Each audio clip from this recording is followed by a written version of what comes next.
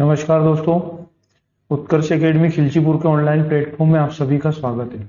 प्यारे दोस्तों, मैं विष्णु दांगी और मैं आप लोगों को एक इंफॉर्मेशन दे दूं कि मध्य प्रदेश पुलिस भर्ती परीक्षा 2017 के जितने भी पेपर हुए हैं, इन सबका सॉल्यूशन उत्कर्ष एकेडमी खिलचीपुर के यूट्यूब चैनल पर प्रतिदिन एक वीडियो के माध्यम से आप लोगों को मिलने वाला है।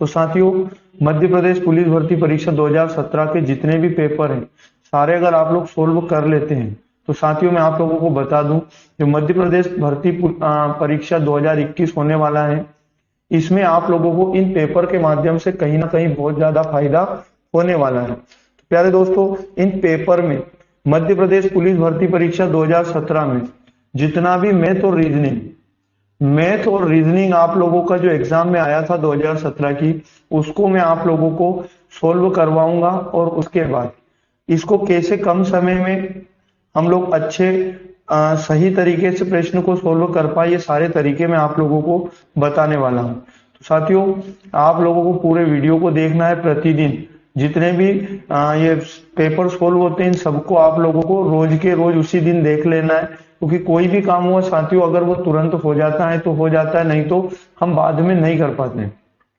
अगर आप लोगों को ये वीडियो अच्छा लगता है तो वीडियो को लाइक जरूर कर देना, और चैनल को अगर सब्सक्राइब नहीं किया तो जरूर सब्सक्राइब कर लेना।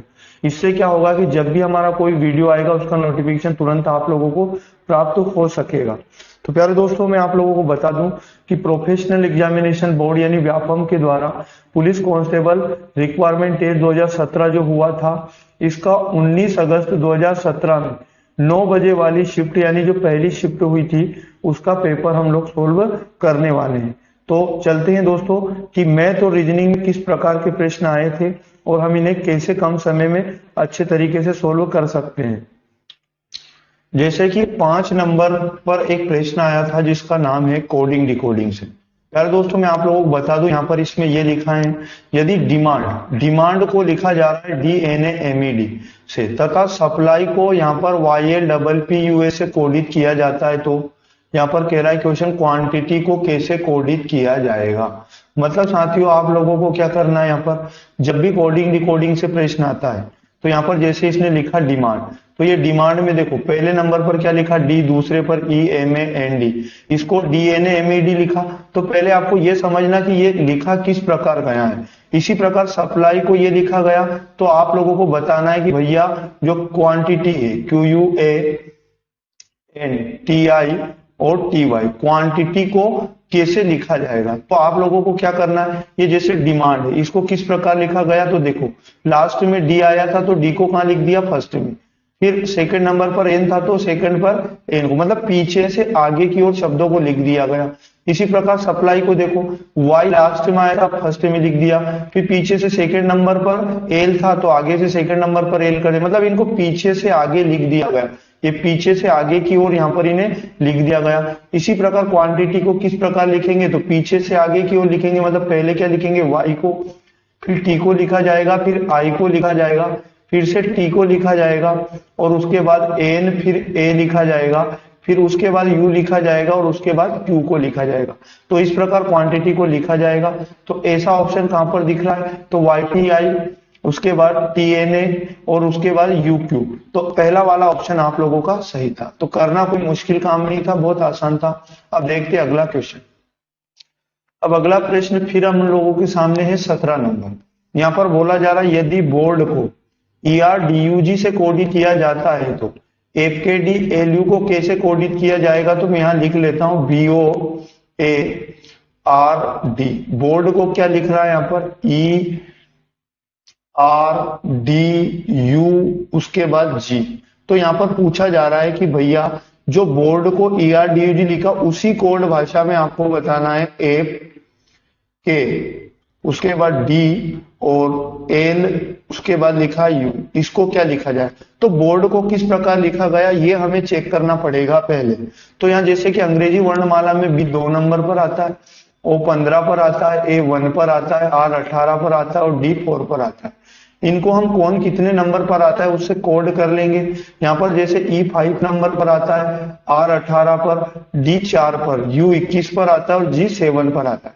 तो साथियों अब क्या करोगे आप लोग, यहाँ जैसे 2 को क्या बना दिया 5, मतलब 2 में कितना जोड़ दिया 3, 15 को 18 बना दिया मतलब यहाँ भी +3 किया, 1 को 4 बना दिया मतलब +3 किया, 18 को 21 बना दिया मतलब +3 किया, 4 को 7 बना दिया मतलब +3 किया।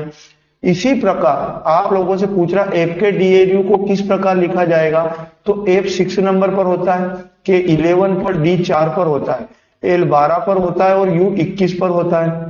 इसके बाद क्या करना है, इन सब में 3-3 आपको जोड़ना है, क्योंकि जो कूट भाषा आगे अप्लाई हुई है वही हम लोग आगे पीछे करेंगे। तो यहाँ पर +3 करूंगा तो 3 + 6 + 3 यहाँ पर हो जाएगा 9, 11 + 3 हो जाएगा 14, इसी प्रकार 4 + 3 हो जाएगा यहाँ पर 7, और इसी प्रकार यहाँ पर 12 + 3 हो जाएगा 15, और यहाँ इसी प्रकार हम लोग +3 करेंगे 21 में तो यहाँ बनेगा 24। जैसे कि 9 नंबर पर आई आता है, उसके बाद 14 है ना दोस्तों, यहाँ पर क्या करोगे 14 नंबर पर तो यहाँ पर आ जाएगा एन, उसके बाद 7 नंबर पर जी आता है, और ओ 15 नंबर पर आता है, 24 नंबर पर एक्स आता है। तो साथियों एफ के डीएलयू को किस प्रकार लिखा जाएगा, तो यहाँ पर आप लोगों को INGOX आपको चौथे वाले ऑप्शन में दिया है। तो अंग्रेजी वर्णमाला के 26 अक्षरों का क्रम भी यदि आप लोगों को आता है तो ये वाला टाइप आपके लिए बहुत ही इजी हो जाता है। दोस्तों मैं आप लोगों को बता दूं, इस क्लास की यदि आप पीडीएफ प्राप्त करना चाहते हैं, ये प्रश्न और ये सॉल्यूशन अगर आप प्राप्त करना चाहते हैं तो हमारे उत्कर्ष एकेडमी खिलचीपुर के टेलीग्राम चैनल से आप जुड़ सकते हैं। टेलीग्राम का लिंक आपको वीडियो के डिस्क्रिप्शन में दे दिया गया है, वहां से आप हमारे टेलीग्राम पर जुड़ सकते हैं और अपने डाउट को शेयर कर सकते हैं। दोस्तों बढ़ते हैं अगले प्रश्न की ओर। अब अगला प्रश्न था 20 नंबर यानी 20 नंबर वाला। यहाँ पर क्या कह रहा है कि भैया यहाँ पर आप लोगों से कह रहा है 4 छात्राओं रीना, बीना, मीना और नीना, इनके नाम लिख लेते हैं। पहले चारों के नाम क्या है, एक का नाम तो है दोस्तों रीना, और फिर नाम आया यहां हमारे पास बीना, और अगला नाम आया हमारे पास मीना, अगला नाम है हमारे पास मीना, और आखिरी नाम है नीना। यहां पर क्या बोल रहा है कि 4 छात्राएं हैं कि एक समूह पर विचार हमें करना है जो एक पंक्ति में खड़ी है। प्यारे दोस्तों एक पंक्ति है इस प्रकार की, इसमें चारों छात्राएं खड़ी हैं। यहाँ पर कहा जा रहा है रीना और बीना बाईं ओर से क्रमशः 6ठे और 7वें स्थान पर खड़ी है। तो आप लोगों को यह समझना पड़ेगा ये पंक्ति का दायां साइड है और इसी प्रकार ये पंक्ति का है साथियों बायां साइड।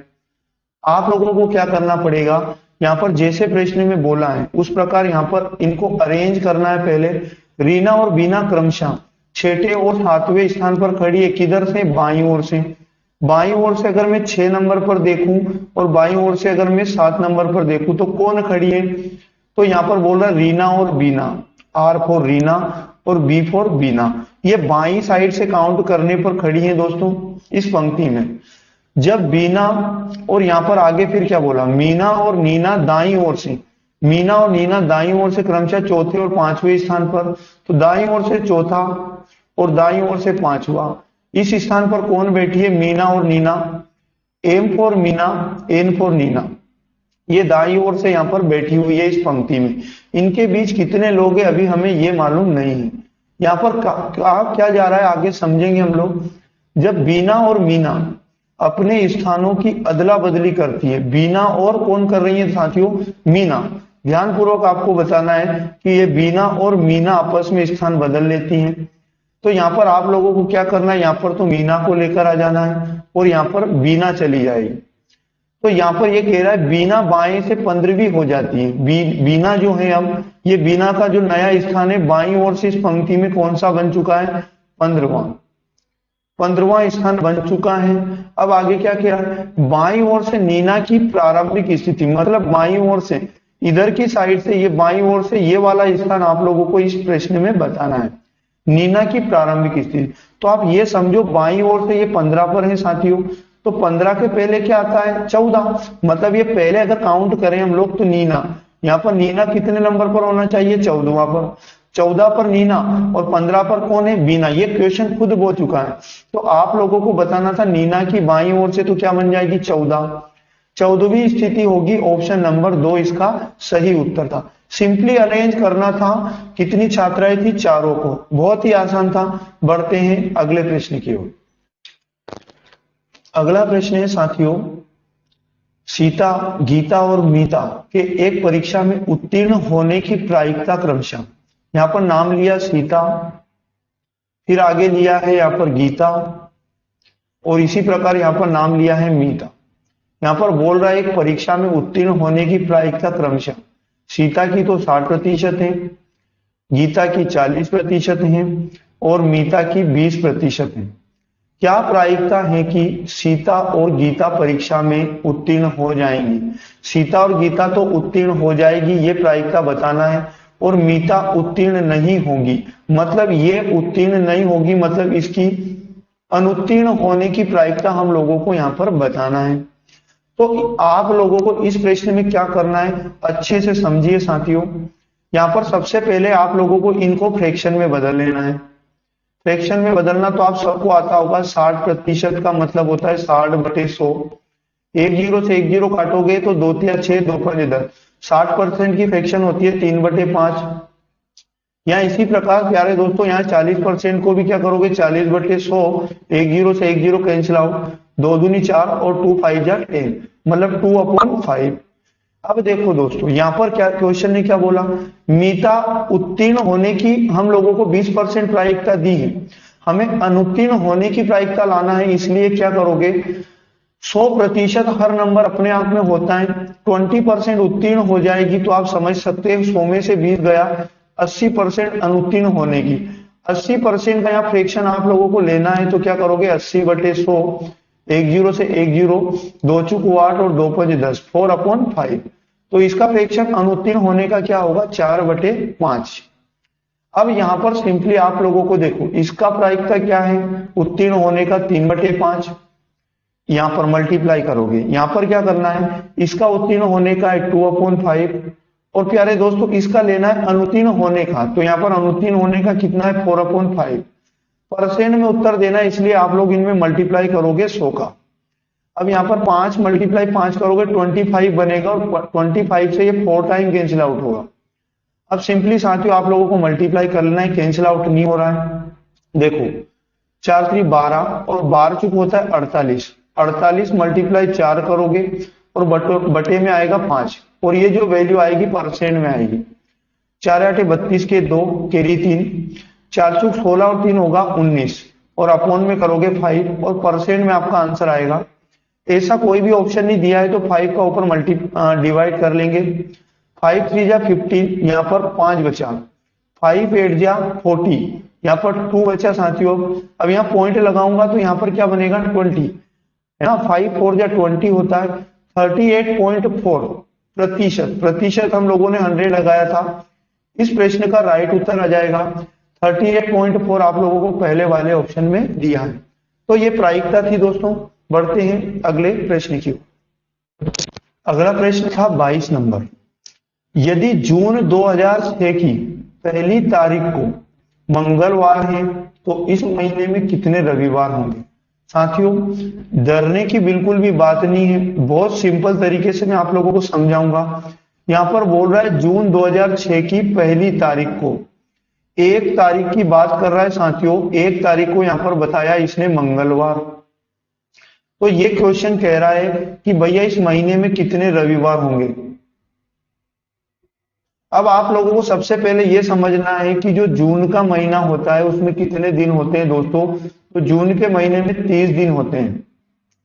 1 तारीख मंगलवार था तो ये कह रहा है रविवार, तो भैया जून का महीना जो था इसमें पहला रविवार कितनी तारीख आया हम निकाल लेंगे। तो 2 तारीख तो बुधवार आया होगा, 2 तारीख बुधवार है। आगे बात करूं तो 3 तारीख इस महीने में क्या आएगा, गुरुवार, और 4 तारीख इस महीने में क्या आएगा साथियों, शुक्रवार, और 5 तारीख इस महीने में आएगा शनिवार, और 6 तारीख को आएगा इस महीने में रविवार।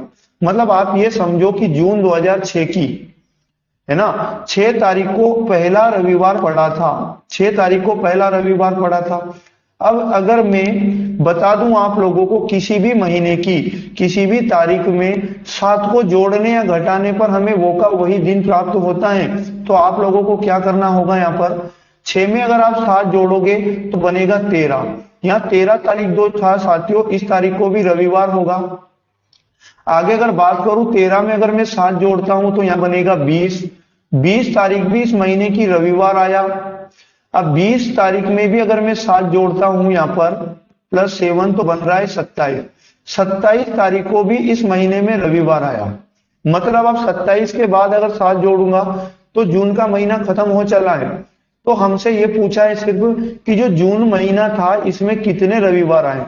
तो एक रविवार तो 6 तारीख को आया, एक रविवार 13 तारीख को आया, एक रविवार 20 तारीख को आया और एक रविवार 27 तारीख। टोटल रविवार कितने हुए साथियों? तो इस जून के महीने में टोटल 4 रविवार हुए। 4 रविवार हुए, मतलब आपका जो उत्तर बनेगा 4 रविवार बनेगा, ऑप्शन नंबर 4। तो क्या बताओ मुझे आप लोग कि एक जो क्वेश्चन था टफ था, बहुत आसान था साथियों। बढ़ते हैं अगला प्रश्न। अगला प्रश्न था 24 नंबर।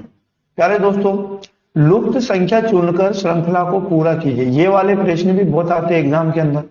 तो आप लोगों को ये चेक करना है, जैसे यहाँ 2 लिखा, फिर 8 लिखा, फिर 3 लिखा, फिर 27 लिखा, फिर 4 लिखा। स्पष्ट रूप से दिखाई दे रहा है कि 2 का क्यूब अगर 2 का क्यूब किया जाए तो 8 आ रहा है, ये आ रहा है।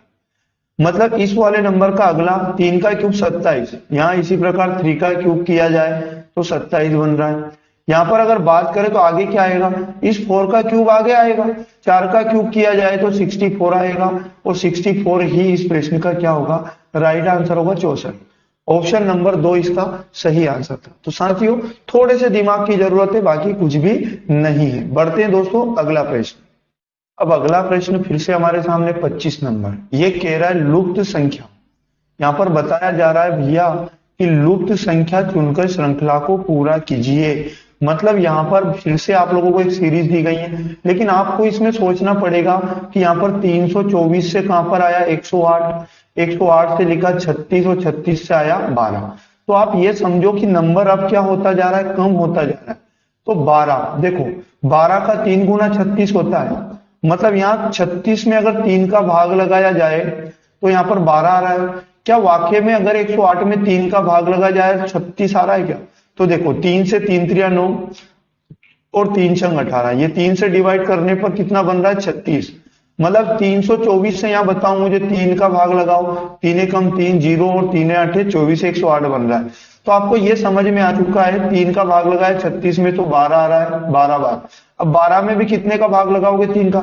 हमें ये समझ में आ चुका है कि डिवाइड करके ये कम कम बना है। तो यहाँ पर 3 का भाग 12 में लगाएंगे तो 4 आएगा, 3 चुक 12 और श्रृंखला का अगला पद भी क्या होगा, 4 होगा। आंसर आ चुका है तीसरा वाला ऑप्शन। साथियों बढ़ते हैं अगले प्रश्न की ओर। अगला प्रश्न है 26 नंबर। फिर से इसमें लिखा है लुप्त संख्या चुनकर श्रृंखला को पूरा कीजिए। मतलब प्यारे दोस्तों 1 से 4 आया, 4 से 9 आया, 9 से 16। अगर सीरीज एकदम इंक्रीज हो रही है, मतलब एकदम बढ़ रही है, बहुत ज्यादा मतलब मल्टीप्लाई का केस हो सकता है, लेकिन साथियों यहाँ पर धीरे धीरे बढ़ रही है। देखो 1 में कितना जोड़ा कि 4 बना, तो 3 जोड़ा तो 4 बना। या ये समझो अब 4 में कितना जोड़ा कि 9 बना, तो 4 में 5 जोड़ा तो यहाँ कितना बना 9। अब 9 में आप समझो कि 9 में कितना जोड़ा गया कि 16 बना, तो यहाँ पर 7 जोड़ा, तो 9 7 होता है 16। तो यहाँ पर लिखूंगा मैं 16 दोस्तों। या इसी प्रकार अब 16 में कितना जोड़ा जाए कि जो अगला नंबर आए, तो आप समझो 3 2 5, मतलब 2 का अंतर जोड़ा, फिर 5 से आता है 7, मतलब फिर 2 जोड़ा, 7 से कितना जोड़ेंगे प्लस 2, मतलब कितना 9। 16 में अगर हम 9 जोड़ेंगे तो हमारा उत्तर आ जाएगा कितना 25। 25 ऑप्शन में दिया, क्या ऑप्शन नंबर पहले में ही दिया 225। तो ये करना भी बड़ा आसान था। अब अगले प्रश्न को फिर से चलते हैं। अगला प्रश्न है 27 नंबर। प्यारे दोस्तों बहुत अच्छे तरीके से मैं आप लोगों को समझाऊंगा, समझने की कोशिश करना। उस विकल्प का चयन कीजिए जो कि दिए गए कथनों और निष्कर्षों के बारे में सही है। मतलब यहाँ पर एक कथन दिया है और निष्कर्ष आप लोगों को बताना है। सभी कागज चादर हैं, तो आप लोगों को डायग्राम बना लेना है। कागज का एक डायग्राम बनाना, और कागज जो है दोस्तों सारे क्या है, चादर। सारे कागज इसने बताया कि चादर हैं। सभी चादर पुस्तक है। ये चादर का पूरा हिस्सा क्या है साथियों, आपको समझना है। तो सारे चादर क्या है, पुस्तक। तो यहाँ लिखोगे सारे चादर पुस्तक हैं। अब आप लोगों ने डायग्राम तो बना लिया, अब आप लोगों को निष्कर्ष पढ़ना है। क्या सभी कागज पुस्तक हैं? ये सारे जो कागज हैं क्या पुस्तक वाले डायग्राम के अंदर है? तो हाँ बिल्कुल दोस्तों, कागज का पूरा हिस्सा किसके अंदर है? पुस्तक के अंदर है। मतलब आप लोगों का पहला वाला निष्कर्ष सही है। क्या सारी पुस्तक कागज के अंदर है? क्या पुस्तक का सारा हिस्सा कागज के अंदर है? तो नहीं, पुस्तक सारी कागज के अंदर नहीं है, हमें डायग्राम में दिखाई दे रहा है, तो दूसरा वाला क्या होगा? गलत। इस प्रकार इसका जो उत्तर बनेगा, सिर्फ निष्कर्ष फर्स्ट अनुसरण करता है और ऑप्शन नंबर 4 में दिया है ओनली कंक्लूजन फॉलोज फर्स्ट, है ना। तो फर्स्ट राइट आंसर होगा, चौथा वाला सही उत्तर आप लोगों को इस प्रकार डायग्राम के माध्यम से करना है। अब चलते हैं अगले प्रश्न की ओर। अब इसी प्रकार अगला क्वेश्चन है हमारे पास, प्रश्न क्रमांक 28। दोस्तों फिर से आप लोगों का सिलोजिज्म ये वाला चैप्टर है। मैं आप लोगों को बता दूं साथियों, ये 4 से 5 क्वेश्चन एग्जाम के अंदर आते हैं, तो आप इसकी थोड़ी बेहतर तैयारी करके जाएं। उस विकल्प का चयन कीजिए जो कि दिए गए कथनों और निष्कर्षों के बारे में सही है। कथन हमें दिया है, सभी खंबे दीवारें हैं। सभी खंबे, तो यहाँ एक खंबे का डायग्राम बनाओगे। खंबे क्या करोगे? सारे खंबे क्या है? दीवारें, मतलब सारे खंबे हैं दीवार। इसी प्रकार आगे बोल रहा है सभी दीवार भी घर है, मतलब ये सारी दीवार किसके अंदर है? घर के अंदर। सारी दीवार घर भी हमने बना लिया। अब आप लोगों को सिंपली यहाँ पर निष्कर्ष को पढ़ना है। क्या सभी घर खंबे हैं? घर का सारा हिस्सा खंबों के अंदर है क्या? इसका कहना ये है सभी घर खंबे, मतलब सारे घर खंबे तो नहीं है, हमें नहीं दिखाई दे रहा है, तो ये पहला गलत। सभी खंबे घर हैं, बिल्कुल साथियों यहाँ पर देखो सारे जो खंबों का हिस्सा है किसके अंदर आ रहा है? घर के अंदर भी आ रहा है, तो दूसरा वाला निष्कर्ष क्या हो जाएगा? सही निकल जाएगा। मतलब और केवल निष्कर्ष 2 अनुसरण करता, ये लगा के आओगे तीसरा वाला ऑप्शन। तो इस प्रकार इसे आप सोल्व कर सकते हैं। बढ़ते साथियों अगला प्रश्न। इसी प्रकार क्वेश्चन नंबर 29 है हमारे पास, उस विकल्प का चयन कीजिए जो कि दिए गए कथनों निष्कर्षों के बारे में सही है। कथन आप लोगों से क्या कह रहा है? सभी पेंटिंग ड्राइंग है, मतलब यहाँ पेंटिंग की बात हो रही है। पेंटिंग क्या बताओ मुझे, ये पेंटिंग का सारा हिस्सा ड्राइंग है, मतलब आपको पहले क्या करना है? डायग्राम बनाना। सभी पेंटिंग ड्राइंग है, मतलब पेंटिंग किसके अंदर आएगी? ड्राइंग के अंदर, तो बना लो। सभी पेंटिंग ड्राइंग है, ये मैंने बना लिया। ड्राइंग, सारी पेंटिंग ड्राइंग है। कोई भी ड्राइंग तस्वीर नहीं है, मतलब ड्राइंग और तस्वीर के बीच में इसने नेगेटिव संबंध बताया कि कोई भी ड्राइंग किसे टच नहीं करेगी? तस्वीर वाले हिस्से को टच नहीं करेगी। अब साथियों मैं आप लोगों को बता दूं, तस्वीर का संबंध ड्राइंग के साथ अगर नेगेटिव है, मतलब कि तस्वीर का संबंध पेंटिंग के साथ भी क्या होगा? नेगेटिव ही होगा। कभी भी तस्वीर पेंटिंग को आप टच नहीं कर सकती, क्योंकि ड्राइंग क्या है? तस्वीर के साथ नेगेटिव है। पढ़ते हैं हम लोग निष्कर्ष को।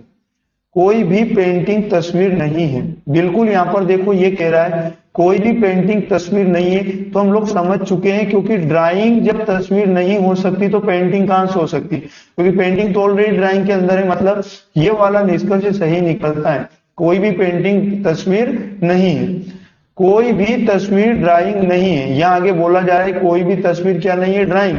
तो आपको स्पष्ट दिख रहा है कोई भी तस्वीर क्या नहीं है? ड्राइंग नहीं है, मतलब डायग्राम में दिखाई दे रहा है, मतलब दूसरा वाला भी क्या होगा? सही होगा। इस प्रकार आप लोगों का पहला और दूसरा दोनों अनुसरण करते हैं, निष्कर्ष पहला और दूसरा दोनों अनुसरण करते हैं, दूसरा वाला सही आंसर आ जाएगा। तो ये करना आसान है, सिर्फ आप लोगों को अच्छे से डायग्राम बना लेना है, फिर आपको कोई दिक्कत आने वाली नहीं है। बढ़ते हैं साथियों अगला प्रश्न। अगला प्रश्न फिर से हमारे पास सिलोजिज्म 30 नंबर का, यह कह रहा है कि उस विकल्प का चयन कीजिए जो कि दिए गए कथनों निष्कर्षों के बारे में सही है। कथन है हमारे पास, कुछ लड़के पेंच हैं। लड़के, लड़के के बारे में बात कर रहा है, लड़कों वाला डायग्राम। कुछ लड़के पेंच हैं, लड़के कुछ हैं साथियों, सभी नहीं है, इसलिए क्या करें? कुछ का डायग्राम इस प्रकार बनाएं। कुछ लड़के पेंच हैं, सभी पेंच नट हैं। यहां पर बोल रहा है कि सारे पेंच क्या हैं? नट है, तो सारे पेंच क्या हो जाएंगे? नट। सारे पेंच नट के अंदर आ जाएंगे, मतलब अब लड़कों का कुछ हिस्सा भी क्या हो जाएगा? नट। कुछ लड़के नट हैं, लड़कों का कुछ हिस्सा नट दिख रहा है, बिल्कुल दिख रहा है हमें डायग्राम में, तो पहला वाला निष्कर्ष सही होगा। सभी नट लड़के हैं, क्या सारे नट लड़कों के अंदर है? क्या नहीं, कुछ नट लड़के हैं, कुछ लड़के नट है, ये हो सकता है, बाकी दूसरा वाला हमारा गलत हो जाएगा। तो निष्कर्ष फर्स्ट अनुसरण करेगा, चौथा वाला ऑप्शन आपका सही होगा। तो साथियों बढ़ते हैं अगला प्रश्न। अगला प्रश्न 32 नंबर। 32 नंबर है साथियों, एक प्रश्न इस प्रकार का आता है, एक विषम ज्ञात कीजिए। विषम का मतलब विषम संख्या ज्ञात नहीं करनी है साथियों, अलग अलग कहूं या फिर भिन्न कहूं। विषम का मतलब यहां पर एक भिन्न संख्या है, इन सभी में जो आपको ज्ञात करना है। तो देखो 24, 33, 60, 71, 51, 15। तो यहां आप समझो 24 भी यहां पर डिवाइड है, ये भी भाज्य संख्या है। 33 भी यहां पर भाज्य है, 60 भी भाज्य है, 51 भी भाज्य है, 15 यानी 15 भी भाज्य है। आपको यहाँ एक संख्या दिखाई दे रही है 71, ये एक ऐसी संख्या है अभाज्य। तो ये जो संख्याएं हैं इन सबसे क्या है, भिन्न है, अलग है, विषम है। तो इसका राइट उत्तर बन जाएगा 71। तो इस प्रकार का भी एक प्रश्न आपके एग्जाम में आता है। अगला प्रश्न है 37, जैसा कि नीचे दी गई श्रृंखला में संख्याओं का एक क्रम उपस्थित है, गलत संयोजन आपको पहचानना है। मतलब एक श्रृंखला दी गई है, ये श्रृंखला इसमें एक गलत है वो आपको बताना है। तो यहाँ 2 से 7 बना, 7 से 22 बना, मतलब आपके दिमाग में आ रहा है श्रृंखला एकदम बढ़ रही है। तो मैं आप लोगों को बता दूं, जब श्रृंखला एकदम बढ़ती है तो कहीं ना कहीं मल्टीप्लाई का केस होता है। देखो 2 से 7 बना, 2 का 3 गुना कितना होता है 6, और 6 में 1 जोड़ेंगे तो कितना बनेगा 7। अब यहाँ पर 7 से कितना बना 22, तो 7 गुना 3 करेंगे तो कितना आ रहा है 21, और 21 में 1 जोड़ेंगे तो कितना बनेगा 22। इसी प्रकार अब हम समझ चुके हैं कि 3 गुना करके 1 जोड़ा जा रहा है। अब 22 का हम लोग 3 गुना करेंगे तो 66 बनेगा, और 1 जोड़ेंगे तो कितना बनना चाहिए, तो यहाँ 67 जो हमें दिया है दोस्तों। देखो अब इसी प्रकार 67 का भी 3 गुना करेंगे, 3 7 21 कैरी 2, 3 6 18, 2 भी 201, और 201 में 1 जोड़ेंगे तो आना कितना चाहिए 202। मतलब यहाँ 202 आना चाहिए, आया कितना 204। क्वेश्चन ने कहा कि गलत पहचानना है, तो 204 यहाँ गलत लिखा है श्रृंखला में, तो 204 ही हमारा क्या होगा उत्तर होगा। तो इसे थोड़ा ध्यानपूर्वक आपको करना है। बढ़ते हैं साथियों अगला। अगला है 30 नंबर। फिर से आपसे कह रहा है नीचे दी गई श्रृंखला में संख्याओं का एक क्रम उपस्थित है, गलत संयोजन पहचानना है। फिर से मतलब 120, फिर 99, 80 कम होता जा रहा है। लेकिन साथियों समझो 120 किसी का स्क्वायर होता है क्या 11 का, 11 का अगर स्क्वायर करे तो होता है साथियों 121। 121 में से 1 माइनस करेंगे तो कितना बन रहा है 120। इसी प्रकार अब देखो 10 का अगर मैं स्क्वायर करता हूं, 10 का स्क्वायर होता है 100, और 100 में से 1 माइनस करेंगे तो 99।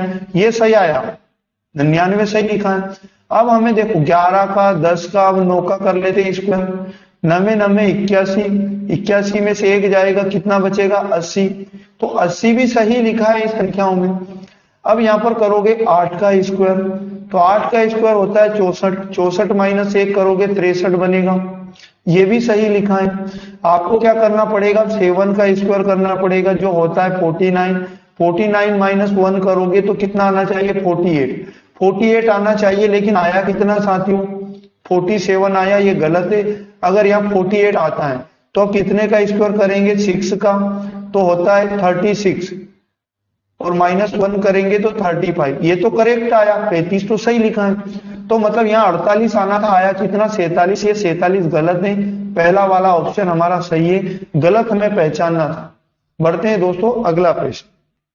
अब इसी प्रकार 40 नंबर हम लोगों को दिया है, एक खास कोड भाषा में JOAC MOACKLE, इसका अर्थ बताया white car, POSH white car. तो जिसका अर्थ जो लाइन बताया उसे सामने लिखा।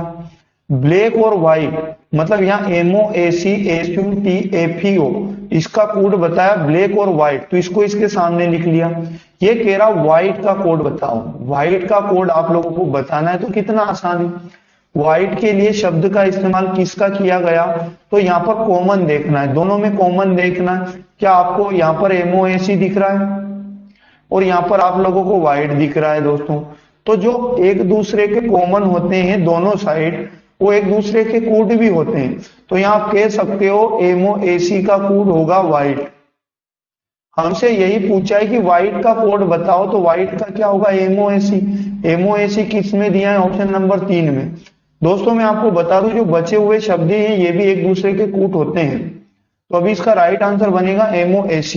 अब चलते हैं अगले प्रश्न की ओर। अब आगे आप लोगों को दिया गया, नीचे दिए गए क्रम में अगली आकृति कौन सी आएगी। मतलब साथियों इन आकृतियों में अगली आकृति कौन सी आएगी ये बताना है। यहाँ एच के बाद आया आई के बाद जे और जे के बाद आया के के बाद तो आएगा साथियों एल। लेकिन एल क्या ये सही है? ये गलत है साथियों। यहाँ पर आप लोगों को इन सबका दिया गया दर्पण प्रतिबिंब, इन सबका दर्पण प्रतिबिंब आपको दिया गया। दर्पण प्रतिबिंब अगर आपका देखो, एच का दर्पण प्रतिबिंब एच जैसा होता है, आई का दर्पण प्रतिबिंब जो होता है दोस्तों आई जैसा होता है। यहाँ जे इस प्रकार लिखा होता है और जे का दर्पण प्रतिबिंब ऐसा बनेगा। इसी प्रकार यहाँ पर देखो के ऐसा लिखा होता है, के का दर्पण प्रतिबिंब ऐसा बनेगा। इसी प्रकार यहाँ एल आना चाहिए, लेकिन एल का दर्पण प्रतिबिंब कैसा बनेगा? एल का दर्पण प्रतिबिंब ये इस प्रकार से बनेगा साथियों। तो इस प्रकार की आकृति कौन सी है? तो ऑप्शन नंबर फर्स्ट में देखो, ये दर्पण प्रतिबिंब आपका उत्तर होगा। मतलब यहाँ पर किस प्रकार का एल आएगा? दर्पण प्रतिबिंब के रूप में एल आएगा। तो साथियों बढ़ते हैं अगले प्रश्न की ओर। अगला प्रश्न हमारे सामने 4 नंबर मैथमेटिक्स है दोस्तों। यहाँ पर बोल रहा है भैया कि 750 रुपये को ABC में बांटा गया। टोटल यहाँ 750 रुपये हैं, इनको A, B और C में यहाँ पर बांटा गया। इस प्रकार बांटा गया कि A अनुपात B जो बनेगा दोस्तों वो बनेगा 5:2। ये कह रहा है कि जो B अनुपात C बनेगा वो कितना बनेगा? 7:13। तो यहाँ पर कहा जा रहा है कि A को कितने रुपये मिले, मतलब A का वैल्यू आपको बताना है। तो मैं आप लोगों को इस प्रकार का कॉमन, देखो यहाँ भी कॉमन B है, यहाँ भी कॉमन B है। पहले ABC का रेशियो बना लेंगे। कैसे? A अनुपात B और साथियों जो कॉमन होता है उसे कॉमन के नीचे लिखेंगे B अनुपात C। आप लोगों को कैसे मल्टीप्लाई करना है? इधर B को बढ़ा लेना है और इधर किसकी बारी है तो इधर भी किसका, इसको भी, इधर भी B को बढ़ा लेना है। इनका आपस में मल्टीप्लाई करना, तो इसी फॉर्म में नंबर को लिख लेंगे। A अनुपात B मतलब 5:2। फिर B के नीचे B की वैल्यू लिखोगे, मतलब 7:13। अब यहाँ पर ये A की वैल्यू है, ये B की है और ये इधर किसकी है? C की। इधर कौन सा नंबर बढ़ाया जा सकता है? तो इधर 2 को बढ़ाया जा सकता है। इधर कौन सा नंबर बढ़ाया जा सकता है? तो 7 को बढ़ाया जा सकता है। इनका आपस में क्या करोगे? मल्टीप्लाई कर लोगे। तो यहाँ मल्टीप्लाई कर लेते हैं दोस्तों। 7 होता है 35, 7 होता है 14 और यहाँ पर करोगे 13 होगा 26। इनको हम लोगों ने सोल्व कर लिया, तो ये हमारे पास निकल कर आया A अनुपात B अनुपात C। अब सिंपली क्या करना है? इन सबका जो योग बनेगा वो किसके बराबर होगा? 750 के। तो यहां कर लेते हैं हम लोग। यहां पर आप लोग लिखोगे 35 प्लस 14 प्लस 26 और ये सब कुछ वैल्यू बराबर होगी 750 के। इनको जोड़ लेना, 6 4 10 5 15 के 5 कैरी 1, 2 1 3 और 3 6 और 1 7, 75 यूनिट का वैल्यू बनेगा 750 के। 1 यूनिट इक्वल टू बनेगा साथियों 750 और बटे में लिखोगे आप 75 को। तो ये 10 टाइम यहाँ पर डिवाइड हो जाएगा, मतलब 1 यूनिट का वैल्यू आया 10। ये कह रहा है भैया A को कितना पैसा मिलेगा? तो A का यहाँ पर कितना रेशियो मिलेगा? A को रेशियो में मिलेगा 35। तो A का वैल्यू आ गया 10 यूनिट के बराबर। देखो 1 यूनिट बराबर 10 होता है, तो 35 यूनिट A को मिलेगा। तो यहाँ पर A बराबर निकल आ जाएगा 350। 350 A की वैल्यू आ जाएगी। ऑप्शन नंबर 4 में लिखा है 350। अब अगर B का पूछता तो 14 से मल्टीप्लाई करते 1 यूनिट का। C का पूछता तो हम लोग 26 से मल्टीप्लाई करते 1 यूनिट का। A का पूछा तो चौथा सही होगा 350। अगला प्रश्न 5 नंबर में किलोमीटर प्रति घंटे की चाल से, यहाँ 60 लिखा है दोस्तों, 60 किलोमीटर प्रति घंटे की चाल से चल रही एक कार को 200 मीटर की दूरी तय करने में कितना समय लगेगा। अब देखो ये हम लोगों को क्या दिया है, यहाँ पर क्वेश्चन में चाल दिया है कितनी, 60 किलोमीटर प्रति घंटा। इसी प्रकार हमसे यहाँ पर दूरी भी दिया है। प्यारे दोस्तों दूरी दिया है हम लोगों को 200 मीटर, लेकिन हम क्या करेंगे, इसे किलोमीटर में बदल लेंगे। कैसे बदलोगे, 200 बटे 1000 का भाग लगाएंगे तो यहाँ पर ये किलोमीटर में चेंज हो जाएगा। कितना बनेगा, 2 जीरो से 2 जीरो और एक अंक के पहले पॉइंट लगेगा, 0.2 किलोमीटर बनेगा। किलोमीटर में इसलिए चेंज किया दोस्तों हम लोगों ने, क्योंकि हमें ये जो वैल्यू दी गई है, ये जो वैल्यू दी गई है ये भी हमें किलोमीटर में दी गई थी। तो अब हमसे पूछ रहा है समय बताओ। समय का फॉर्मूला आप सभी जानते होंगे, समय बराबर होता है दूरी बटे चाल। समय बराबर होता है दूरी बटे चाल। तो यहां पर निकाल लेंगे समय इक्वल टू कितना, दूरी है हमारे पास 0.2 किलोमीटर और चाल है 60 किलोमीटर प्रति घंटा। ये समय अब हमारा घंटे में आ जाएगा, काय में आएगा, घंटे में। सॉरी दोस्तों, लेकिन यहाँ पर घंटे को आप लोगों को घंटे में ऑप्शन नहीं दिए, मिनट में दिए, तो हम लोग क्या करेंगे, इसको मिनट में चेंज कर लेंगे। तो घंटे को मिनट में चेंज करने के लिए 60 का गुणा करेंगे तो 60 से 60 गया, समय बराबर आएगा 0.2 मिनट। इसे भी हम लोग पॉइंट हटाकर नीचे एक जीरो बढ़ा लेंगे तो यहाँ पर 2/10, 2 से कैंसिल आउट किया तो कितना बनेगा, 1/5 मिनट। 1/5 मिनट इसका सही उत्तर है ऑप्शन नंबर 2।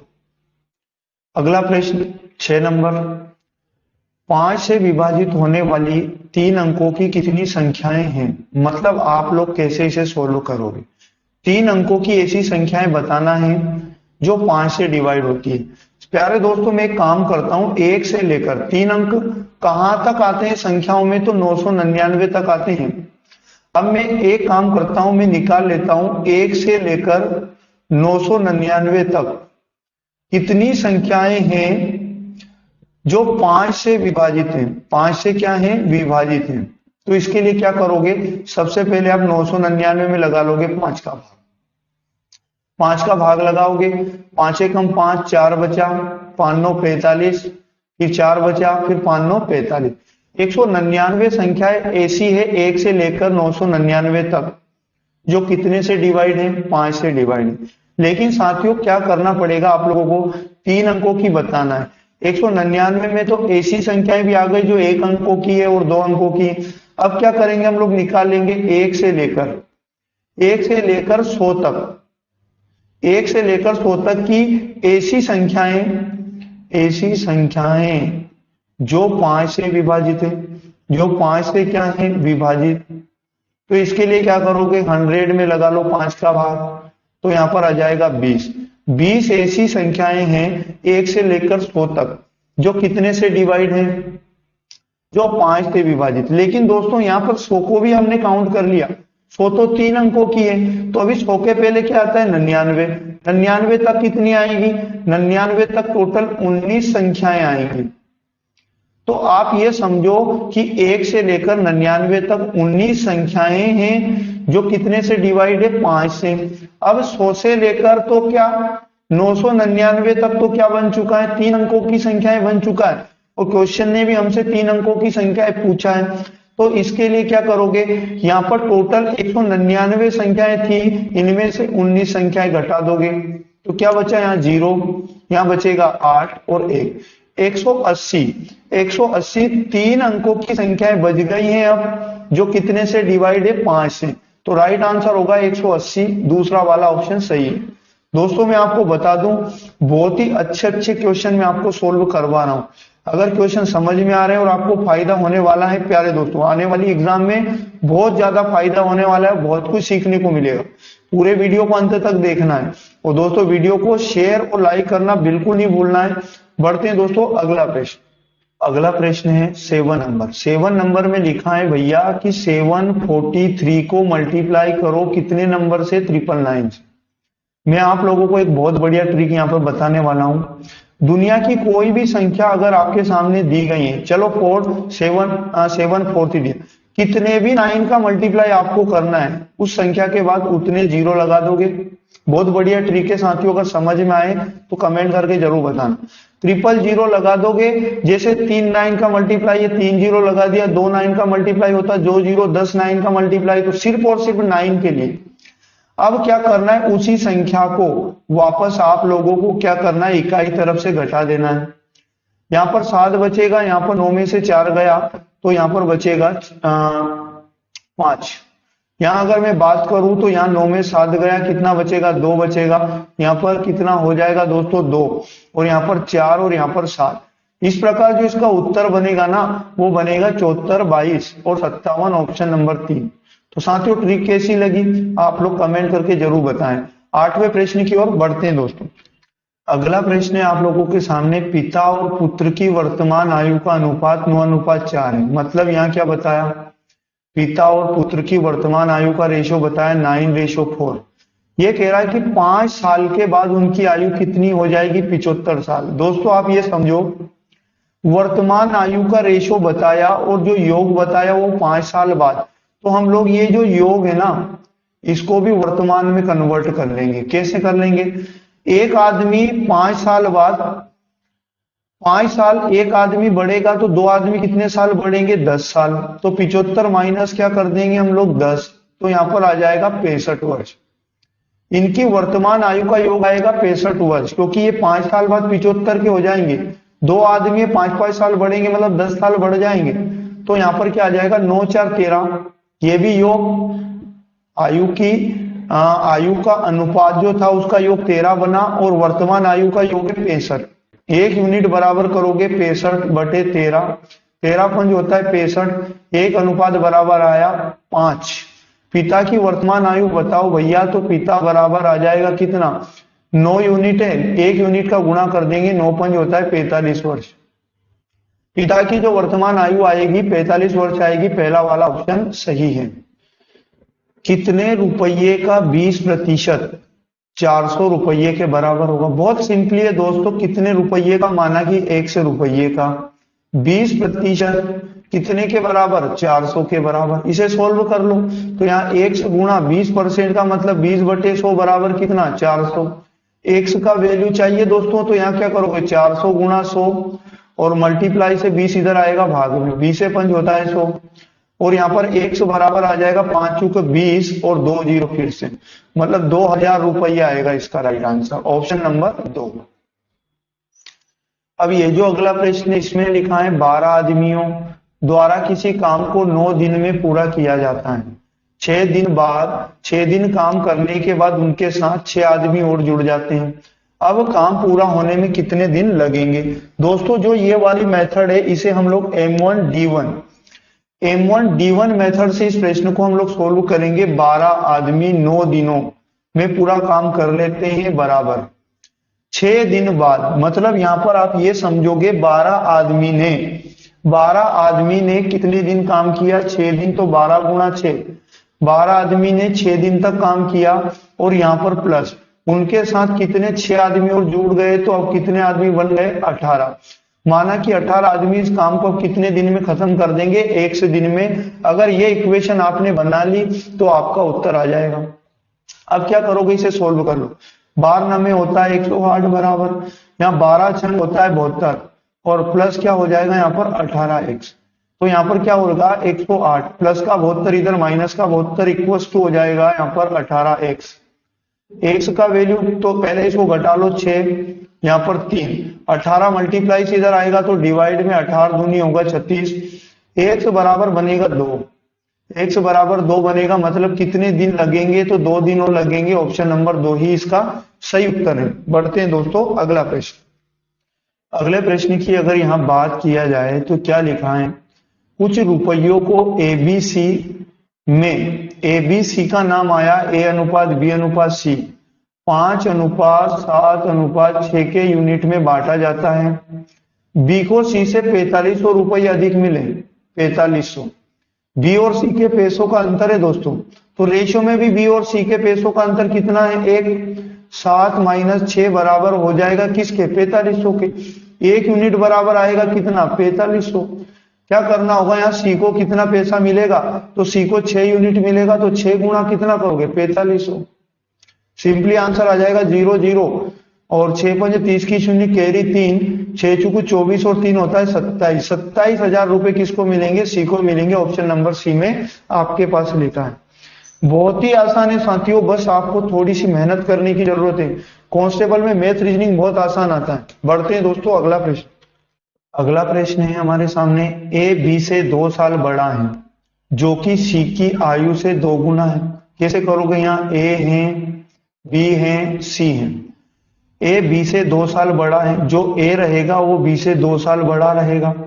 जो जो मतलब होता है साथियों दूसरा मतलब ये बी सी की आयु का 2 गुना है। सी की आयु मान लो x है, तो x का 2 गुना बी कितना होगा? 2x। और बी से ए कितना बड़ा है? 2 साल बड़ा है, तो यहाँ हो जाएगा 2x प्लस कितना? 2। बस तीनों की आयु हमने मान ली। अब क्या करोगे? यदि ए बी सी तीनों की आयु का योग दिया 27, तो इधर भी योग कर लो। 2x plus 2 plus 2x plus x, इनका योग है कितना? 27। इनको जोड़ लो, 2x 4x और एक x कितना? 5x। 5x plus 2 equals to बनेगा 27। यहां पर क्या करोगे? 5x इक्वल्स टू 27 प्लस का 2 इधर माइनस का 2, तो यहाँ 5x इक्वल्स टू कितना बन जाएगा? यहां पर बनेगा 25। और x का वैल्यू चाहिए 25 अपॉन मल्टीप्लाई का यहाँ पर 5 डिवाइड में चला जाएगा 5 टाइम, x इक्वल टू बनेगा यहाँ पर 5। तो यहां पर क्या पूछा क्वेश्चन ने हमसे? ए की आयु कितनी है?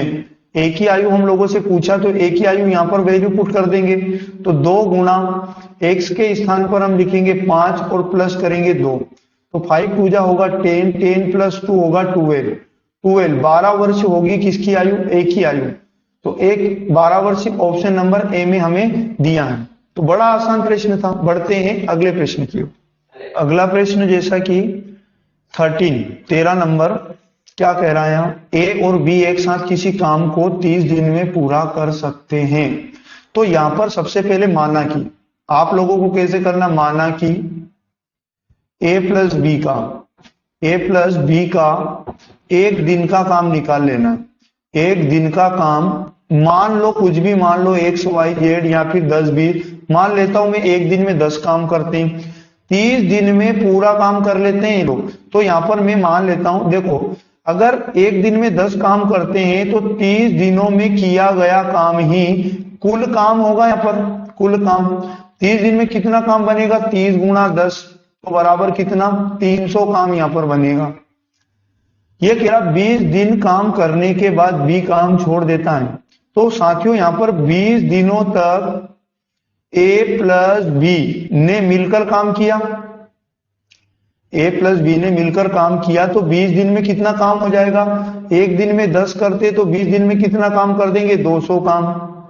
अब कौन छोड़ के चला गया काम को? अब काम को छोड़ के चला गया बी, बी ने काम छोड़ दिया। कौन बच गया? छोड़ दिया। बचा कौन? यहाँ पर ए बचा। शेष काम ए अकेला करेगा, तो शेष काम निकाल लो। तो भैया 300 काम में से कितना काम हो चुका है? 200 काम हो चुका है। कितना बचा यहाँ पर? 100 काम और बचा शेष। 100 काम और हमारा शेष बचा, जो कौन करेगा? ए। कितने दिनों में? 20 दिन का समय ले रहा है। ए 100 काम को करने में 20 दिन का समय ले रहा है भैया। तो यहाँ एक दिन में कितना काम करेगा? तो यहाँ 20 से कैंसिल आउट करेंगे 5 काम। ए यहाँ पर एक दिन में कितना काम करता है साथियों? 5 काम। और बी, ए और बी मिलकर 10 करते हैं, तो बी का भी एक दिन का काम कितना होगा? 5 ही काम होगा। तभी तो एक दिन में 5 ए करेगा और 5 बी करेगा, तो दोनों मिलकर 10 करेंगे। अब सिंपली क्या करना है? बी अकेला उस काम को कितने दिनों में पूरा करेगा?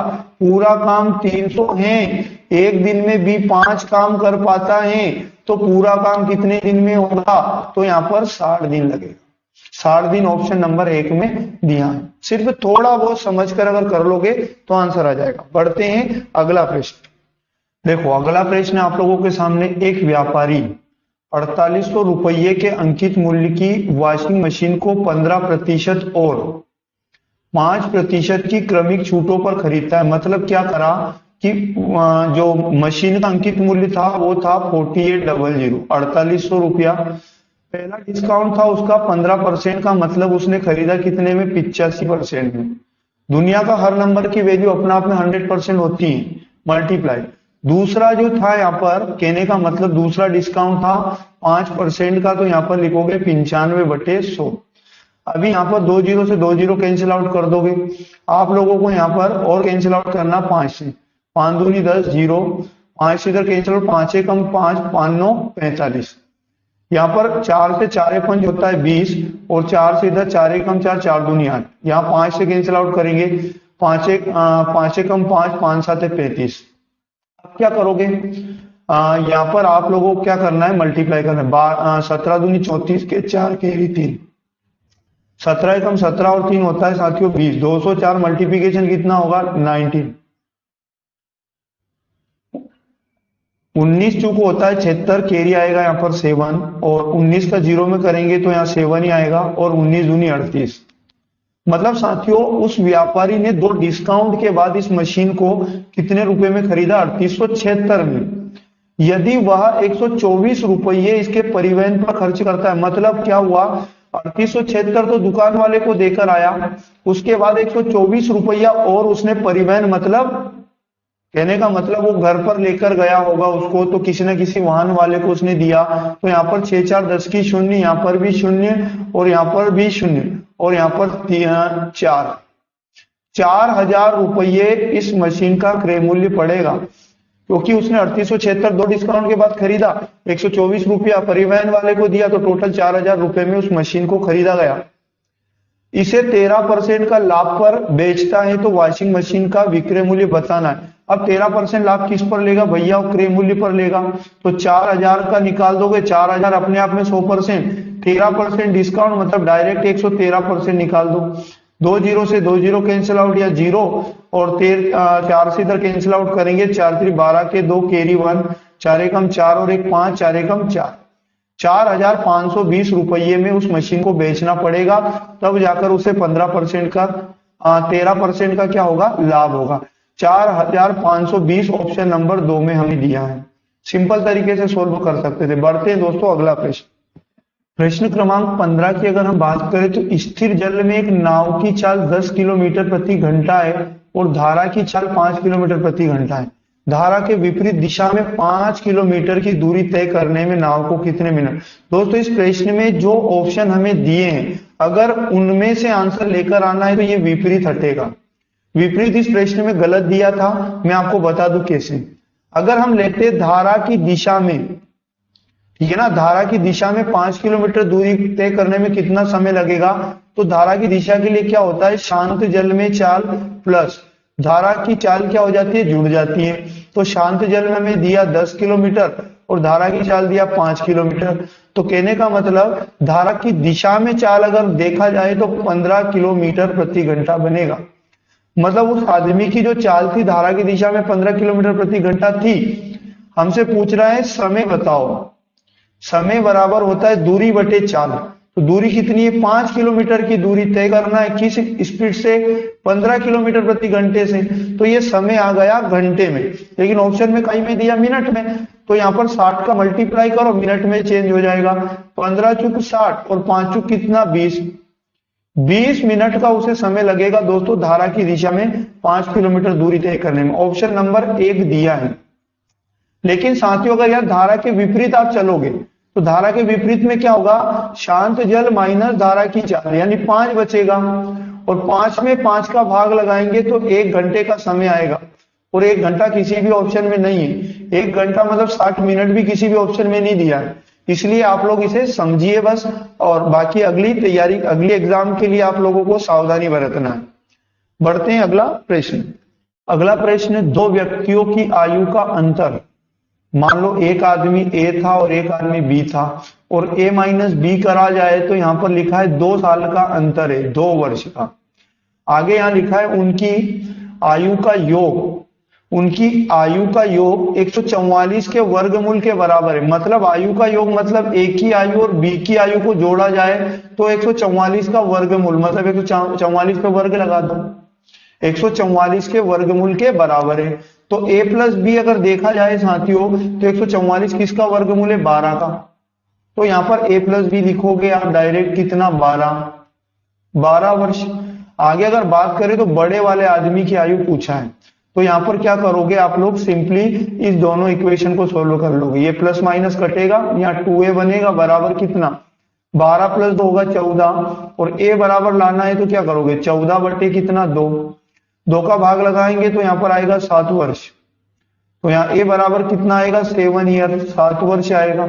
7 वर्ष। अगर बी की आयु भी लाना है तो ए और बी का योग कितना है 12, जिसमें ए की 7 है तो क्या होगी बी की 5। तो यहाँ बड़े आदमी की आयु क्या है ए, मतलब 7 वर्ष सही आंसर है तीसरा।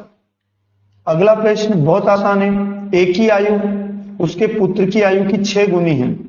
यहां लिख लो ए की आयु जो पुत्र की आयु है उसकी 6 गुनी। पुत्र की x मान लो तो यहां पर ए की क्या होगी 6x।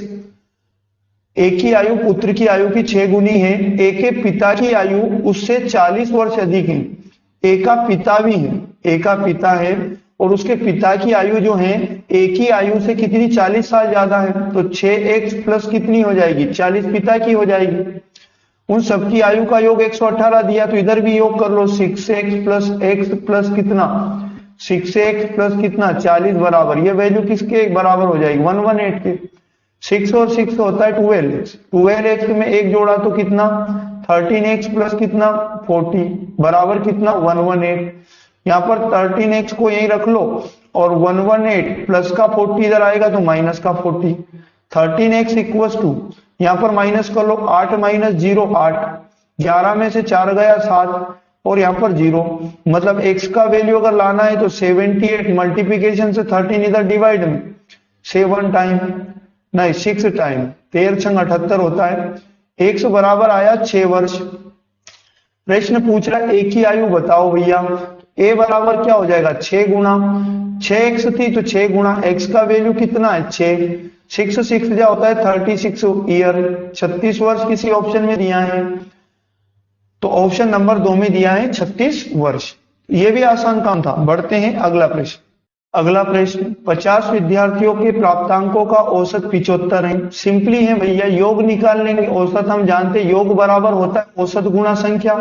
तो यहाँ पर औसत कितना है 75 गुना संख्या कितने विद्यार्थी है 50। तो यहाँ पर जो योग निकल कर आएगा साथियों कितना आएगा 0, 50 25 कैरी 2, 5 7 35 और 2 होता है 3750। ये कह रहा है कि एक विद्यार्थी द्वारा 86 अंकों को 36 लिख दिया गया। मतलब एक विद्यार्थी को रियल में तो 86 आए थे लेकिन कितना लिख दिया 36, मतलब लिखना ज्यादा था लिख कम दिया। तो सही औसत हमें बताना है। तो इसके लिए क्या करोगे कितना यहाँ पर कम लिख दिया, तो यहाँ पर 0 और 5, 50 कम लिख दिया। अगर 50 और ज्यादा लिख दिए जाते तो औसत सही बन जाता। तो एक काम करते योग में हम 50 और जोड़ देते हैं तो यहाँ डायरेक्ट कितना बनेगा 3800 बनेगा। अब जो नया योग बनाओ कितना बनेगा 3800। तो ये कह रहा औसत सही बताओ। तो औसत बराबर क्या होता है योग बटे संख्या 3800 बटे संख्या कितने विद्यार्थी है 50। 1 0 से 1 0 काट दो, 5 7 35 और 5 6 30, 76 आएगा इसका सही औसत, मतलब दूसरा वाला सही उत्तर होगा। तो साथियों बढ़ते हैं अगला प्रश्न। अगला प्रश्न हमारे सामने 15 लोगों के एक समूह में लोगों की औसत आयु 45 वर्ष है। मतलब हमें व्यक्ति भी दिए हैं और उनका औसत भी दिया है। तो दोस्तों मैं आपको बता दूं औसत गुणा संख्या करने से आता है योग। तो भैया योग निकालो पहले हम लोग।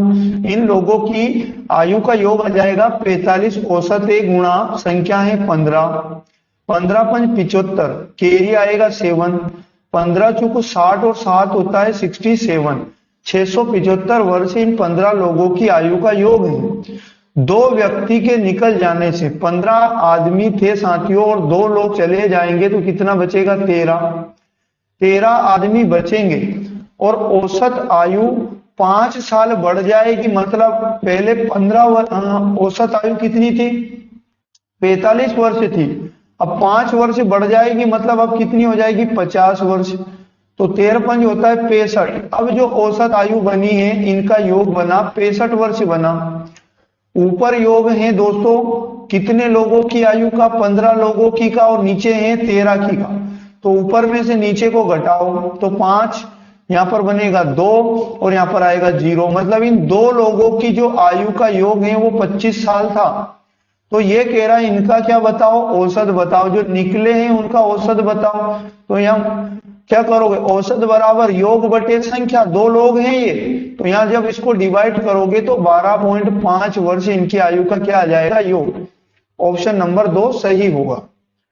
अगला प्रश्न है, विश्व कप में सेमीफाइनल तक 7 मैचों में युवराज की बल्लेबाजी का औसत 65 था, मतलब यहाँ पर 7 मैच दिए हैं, औसत 65 है, तो योग गुणा संख्या करेंगे तो इन 7 मैचों का हमारे पास योग आ जाएगा, 7 पंज 35, 7 चंग 42 और 3 होता है 45, 455। आगे ये कह रहा युवराज को 8वें मैच में कितने रन बनाने चाहिए, 8 मैच में कितने रन बनाने चाहिए भैया, ताकि उसका औसत कितना हो जाए 85, तो योग निकाल लो भैया।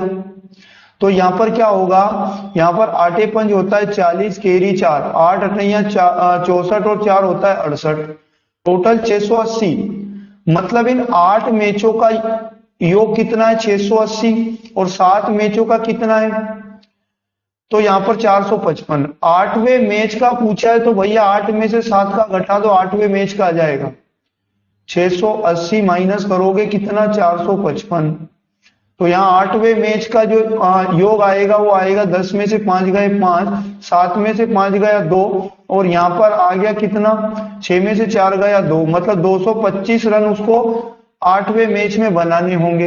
तो क्या बताओ, मुझे टफ था, बहुत आसान है साथियों। बढ़ते हैं अगला प्रश्न। अगला प्रश्न है हमारे सामने, 90 किलोमीटर प्रति घंटे की चाल से चल रही 75 मीटर लंबी एक लंबे प्लेटफॉर्म को पार करने में 8 सेकंड लगते हैं ट्रेन को, ट्रेन की लंबाई बताओ। तो दोस्तों मैं आप लोगों को बता दूं, आप सभी जानते होंगे कि चाल बराबर क्या होता है, दूरी बटे होता है समय, चाल बराबर दूरी बटे समय। चाल कितनी लिखोगे भैया, यहां दिया है क्वेश्चन में 90 किलोमीटर प्रति आवर। ट्रेन जब किसी पुल को पार करती है या प्लेटफॉर्म को पार करती है तो ट्रेन की लंबाई मान लो x थी, ट्रेन की लंबाई मान लो x थी। आगे अगर बात करें ट्रेन की लंबाई और प्लेटफॉर्म की लंबाई कितना है 75 मीटर है, ये जुड़ जाएगी बटे कितने सेकंड लगते हैं 8 सेकंड का समय लगता है। तो चाल बराबर दूरी बटे समय में हमने इसको जमा दिया और कुछ भी नहीं किया। अब 90 किलोमीटर प्रति घंटे को मीटर प्रति सेकंड में चेंज करेंगे तो 5/18 का मल्टीप्लाई होगा, बराबर यहां पर लिखा है x प्लस कितना 75, ट्रेन की लंबाई प्लस प्लेटफॉर्म की लंबाई जुड़ेगी और बटे में कितना 8 सेकंड है, 18 पंज होगा 90, 50 25, भाग का जो 8 इधर आएगा तो मल्टीप्लिकेशन में 8 चला जाएगा, बराबर क्या बचेगा x प्लस कितना 75। यहां पर करना होगा 25 8 200 बराबर कितना x प्लस कितना 75। अगर x की वैल्यू लाते हैं तो ट्रेन की लंबाई आएगी 200 में से क्या जाएगा मात्र 75 जाएगा, तो ट्रेन की लंबाई बच जाएगी 125 मीटर। x का वैल्यू कितना आया 125 मीटर, ऑप्शन नंबर पहले में ही दिया है। साथियों बढ़ते हैं अगला प्रश्न। अगला प्रश्न आप लोगों के सामने है, निम्न दिए गए 4 पतों में से नीचे दिए गए पते के ठीक समान कौन सा एक नहीं है। मतलब आपको इस प्रकार का भी एक प्रश्न एग्जाम के अंदर आता है, यहाँ पर 4 पते दिए हैं, जैसे देखो ये पहला वाला ऑप्शन ये है, उसी प्रकार यहाँ पर इस प्रकार से बात करिए दूसरा वाला पता है, ये तीसरा वाला है, ये चौथे वाला पता है।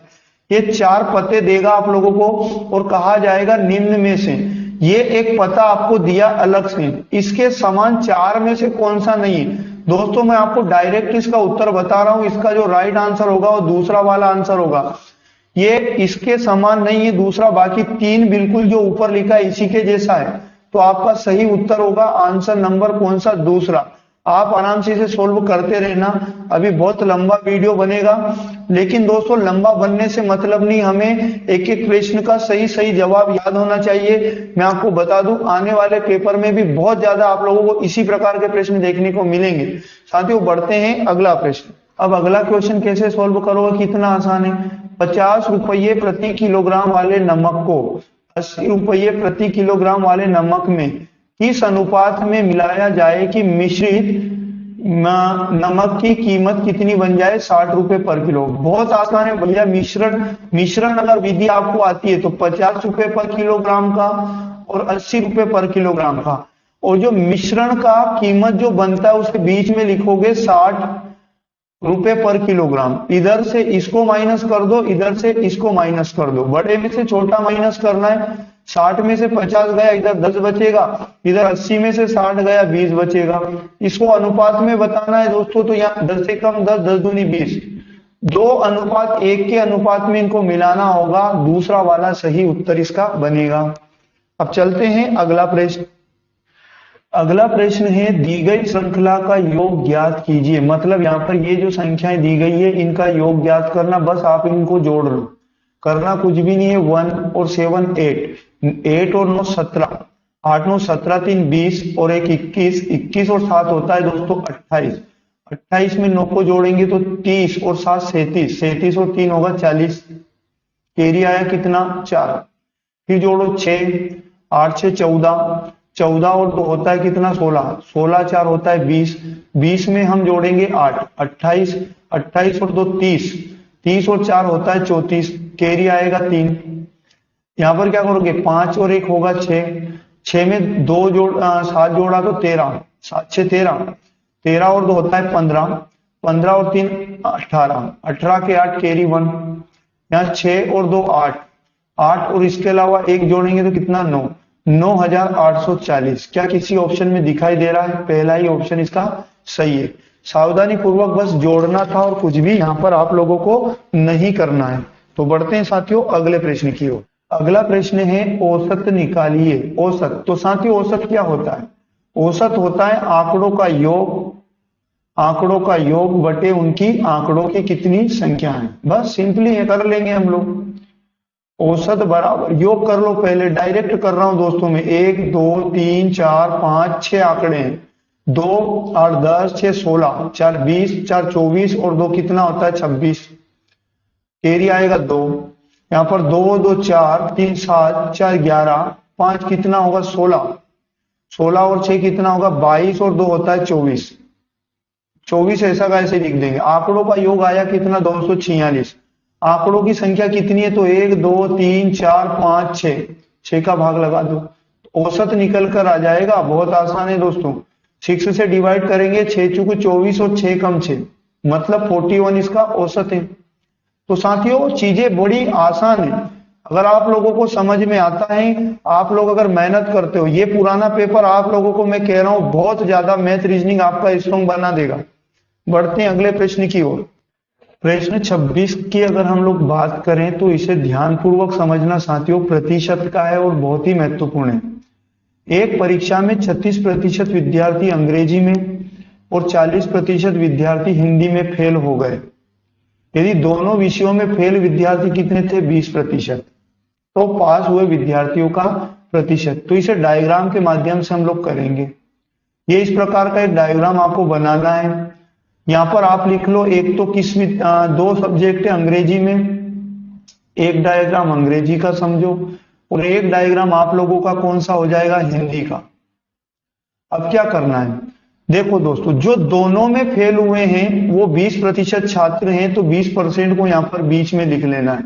अब 20% जो वैल्यू है दोस्तों ये हिंदी वाले में भी कवर कर रहा है और 20% इंग्लिश वाले डायग्राम को भी कवर कर रहा है। तो यहां कह रहा है कि परीक्षा में 36% अंग्रेजी में, तो सिर्फ और सिर्फ अंग्रेजी में कितने फेल हुए देखो, 20% ऐसा हिस्सा है जो अंग्रेजी में भी आता है और 20% हिस्सा ऐसा है जो हिंदी में भी आता है। तो सिर्फ और सिर्फ अंग्रेजी का निकालना हो तो 36 माइनस ये 20% हटा दो, ये 20% इधर वाला हटा देंगे, कितना बचेगा 16% सिर्फ और सिर्फ अंग्रेजी का बचेगा। इसी प्रकार हिंदी में कितने परसेंट 40%, ये 40% पूरा हिस्सा है, ये हिंदी का पूरा हिस्सा जिसमें 20% इधर वाला भी है। सिर्फ और सिर्फ हिंदी का अगर बात करें तो 20% ये इधर से भी हटा दो, यहां 0 यानी 20% और यहां बचा। तो यहां पर सिर्फ और सिर्फ अंग्रेजी में 16% फेल हुए और सिर्फ और सिर्फ हिंदी में 20% फेल हुए और दोनों में कितने फेल हुए 20%।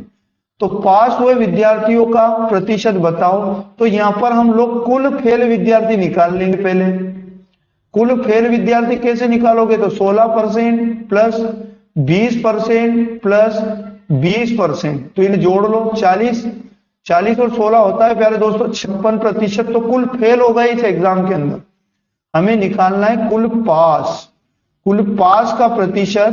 तो एग्जाम के अंदर 100% विद्यार्थी बैठते हैं, जिनमें 56% फेल हो गए, तो 100% में से आप 56 को क्या कर दोगे, माइनस। तो यहाँ 4 बचेगा, यहाँ पर 9 में से 5 गया 4, 44% विद्यार्थी ऐसे हैं जो इस एग्जाम के अंदर पास हुए हैं। ऑप्शन नंबर 20 का सही उत्तर होगा। अगला प्रश्न आप लोगों को दिया है, बहुत आसान है दोस्तों। एक त्रिभुज का क्षेत्रफल 150 मीटर वर्ग है। इसके आधार और ऊंचाई का अनुपात दिया है। तो मान लो त्रिभुज का जो आधार दिया है वो 3x है और इसकी जो ऊंचाई दी है आप लोगों को वो 4x है। तो साथियों मैं आप लोगों को बता दूं, त्रिभुज का जो क्षेत्रफल होता है वो क्या होता है, 1/2 गुणा आधार गुणा ऊंचाई। ये भी त्रिभुज का एक क्षेत्रफल का फॉर्मूला होता है। क्षेत्रफल की जगह हम लोग लिखेंगे 150 बराबर, इसका आधार कितना है 3x, गुणा इसकी ऊंचाई कितनी है 4x, गुणा में 1/2। 2 से 4 को डिवाइड करेंगे, 2 दूनी 4 यानी 2x बनेगा।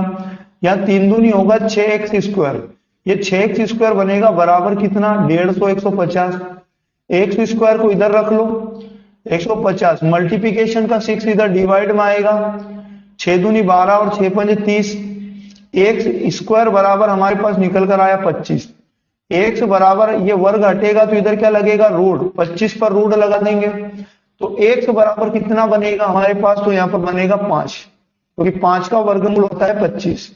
इसके आधार की लंबाई बताओ। तो दोस्तों कुछ भी नहीं है, आधार बराबर आधार है हमारे पास 3x, तो 3 गुणा x की वैल्यू कितनी है 5, 3 5 होता है 15 सेंटीमीटर आ गया इसका आधार।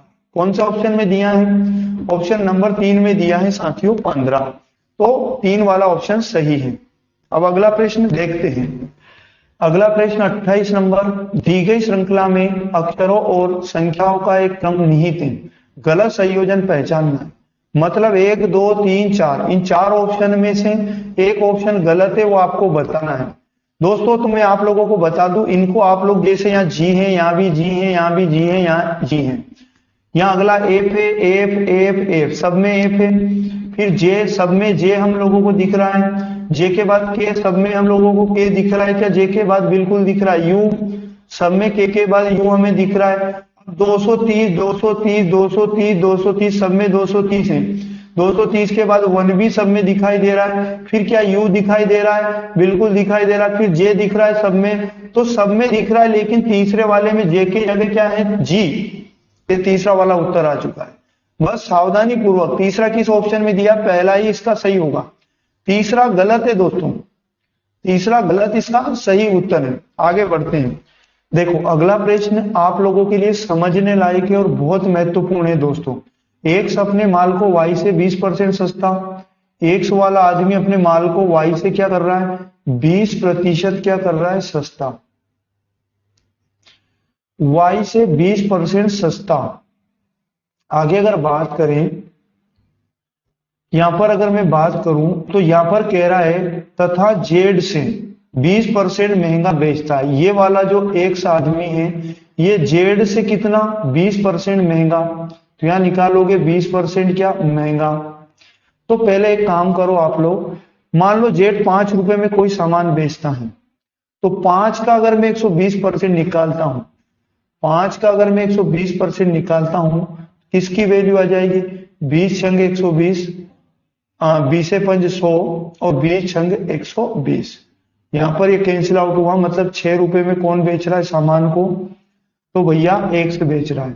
अब यहां पर कह रहा है कि ये जो एक्स है वाई से 20% सस्ता, तो वाई का जो भी वैल्यू है अगर उसका 80% निकालूंगा, 80% निकालूंगा तो किसकी वैल्यू आ जाएगी जेड की आ जाएगी, मतलब 6 की। अब बस वाई की वैल्यू लाने के लिए क्या करोगे 6 गुणा 100 करोगे और बटे में क्या आ जाएगा 80। 1 0 से 1 0 कैंसिल आउट, 2 चुकू 8, 2 पंज 10, 2 दूनी 4 और 2 तिया 6। तो y बराबर कितना आ जाएगा 15/2। यहाँ y का वैल्यू आ जाएगा 15/2। तो यहाँ पर आप लिख लो फिर से 6 रुपए में वाई कितने में 15/2 में, और इसी प्रकार जेड कितने में होगा दोस्तों, तो 5 रुपए में 15/2। अब यहाँ इसके बटे में भी 1 मान लो, इसके बटे में भी 1 मान लो। अब आप लोग क्या करो, 1, 2 और 1 का एलसीएम ले लो, तो एलसीएम कितना आएगा 2, और 2 का यहाँ भी गुणा कर दो, 2 का यहाँ भी गुणा कर दो, यहाँ भी गुणा कर दो। तो यहाँ पर ये 2 से 2 कटा, तो यहाँ 6 दूनी ये तो 12 रुपए में, और ये 15 रुपए में, और यहाँ पर कितने रुपए में, 5 दूनी 10 रुपए में। ये कह रहा वाई का माल, जेड का माल वाई के माल से कितना प्रतिशत महंगा अथवा सस्ता है। जेड का माल वाई के माल से, जेड का माल वाई के माल से प्यारे दोस्तों सस्ता है। क्या है, सस्ता, क्योंकि यहाँ पर वाई 15 में बेच रहा है और जेड 10 में बेच रहा है, तो जेड का माल वाई से क्या है, सस्ता। कितने रुपए सस्ता है, 5 रुपए। तो परसेंट में आपको आंसर बताना है दोस्तों, तो कितने का परसेंट निकल रहा है, 15 का, और गुणा में क्या कर दोगे, 100। 5 3 15, 3 का भाग 100 में दोगे दोस्तों, तो यहाँ पर आएगा 33.33% सस्ता। किस ऑप्शन में है, पहले वाले में। तो अगर दिमाग से ध्यानपूर्वक करोगे तो गलत करने के बिल्कुल भी चांसेस नहीं होते हैं। देखो 30 नंबर, 2004 में एक नई शर्ट की कीमत 250 रुपए थी। 2004 में हमें 250 रुपए कीमत बताई। 2005 में 400 रुपये भैया इसकी कीमत हो गई। जब 2005 आया कितने रुपए कीमत हो गई, 250 से डायरेक्ट 400 रुपए बन गई। 4 से 5 के दौरान शर्ट की कीमत में कितने % की बढ़ोतरी हुई, बहुत आसान है। 400 में से 250 को घटा लो, है ना, तो यहाँ पर 0 5 और यहाँ पर आएगा 3 में 2, 150 रुपए की क्या हो गई, वृद्धि। तो यहाँ पर आपको प्रतिशत में आंसर देना है। तो भैया ये 150 जो बढ़ा किस पर बढ़ा, 250 पर बढ़ा। परसेंट में देना है तो 100 का मल्टीप्लाई कर दो, 1 0 से 1 0, 5 3 15, 50 25, 5 इधर कैंसिल आउट करूंगा 20 टाइम, और 23 जा होता है 60%। 60% की क्या हो गई, बढ़ोतरी। पहला वाला सही आंसर होगा। अगला मैं अगर बात करूं, रवि के स्टैंप संग्रह में 2/7 भारतीय स्टैंप हैं और शेष विदेशी हैं। मतलब आप ये समझो, भारतीय स्टैंप पेपर है रवि के पास, उसमें भारतीय और विदेशी दोनों हैं। तो यहां पर अगर बात करें भारतीय स्टैंप का विदेशी स्टैंप से अनुपात बताना है, बहुत इजी है।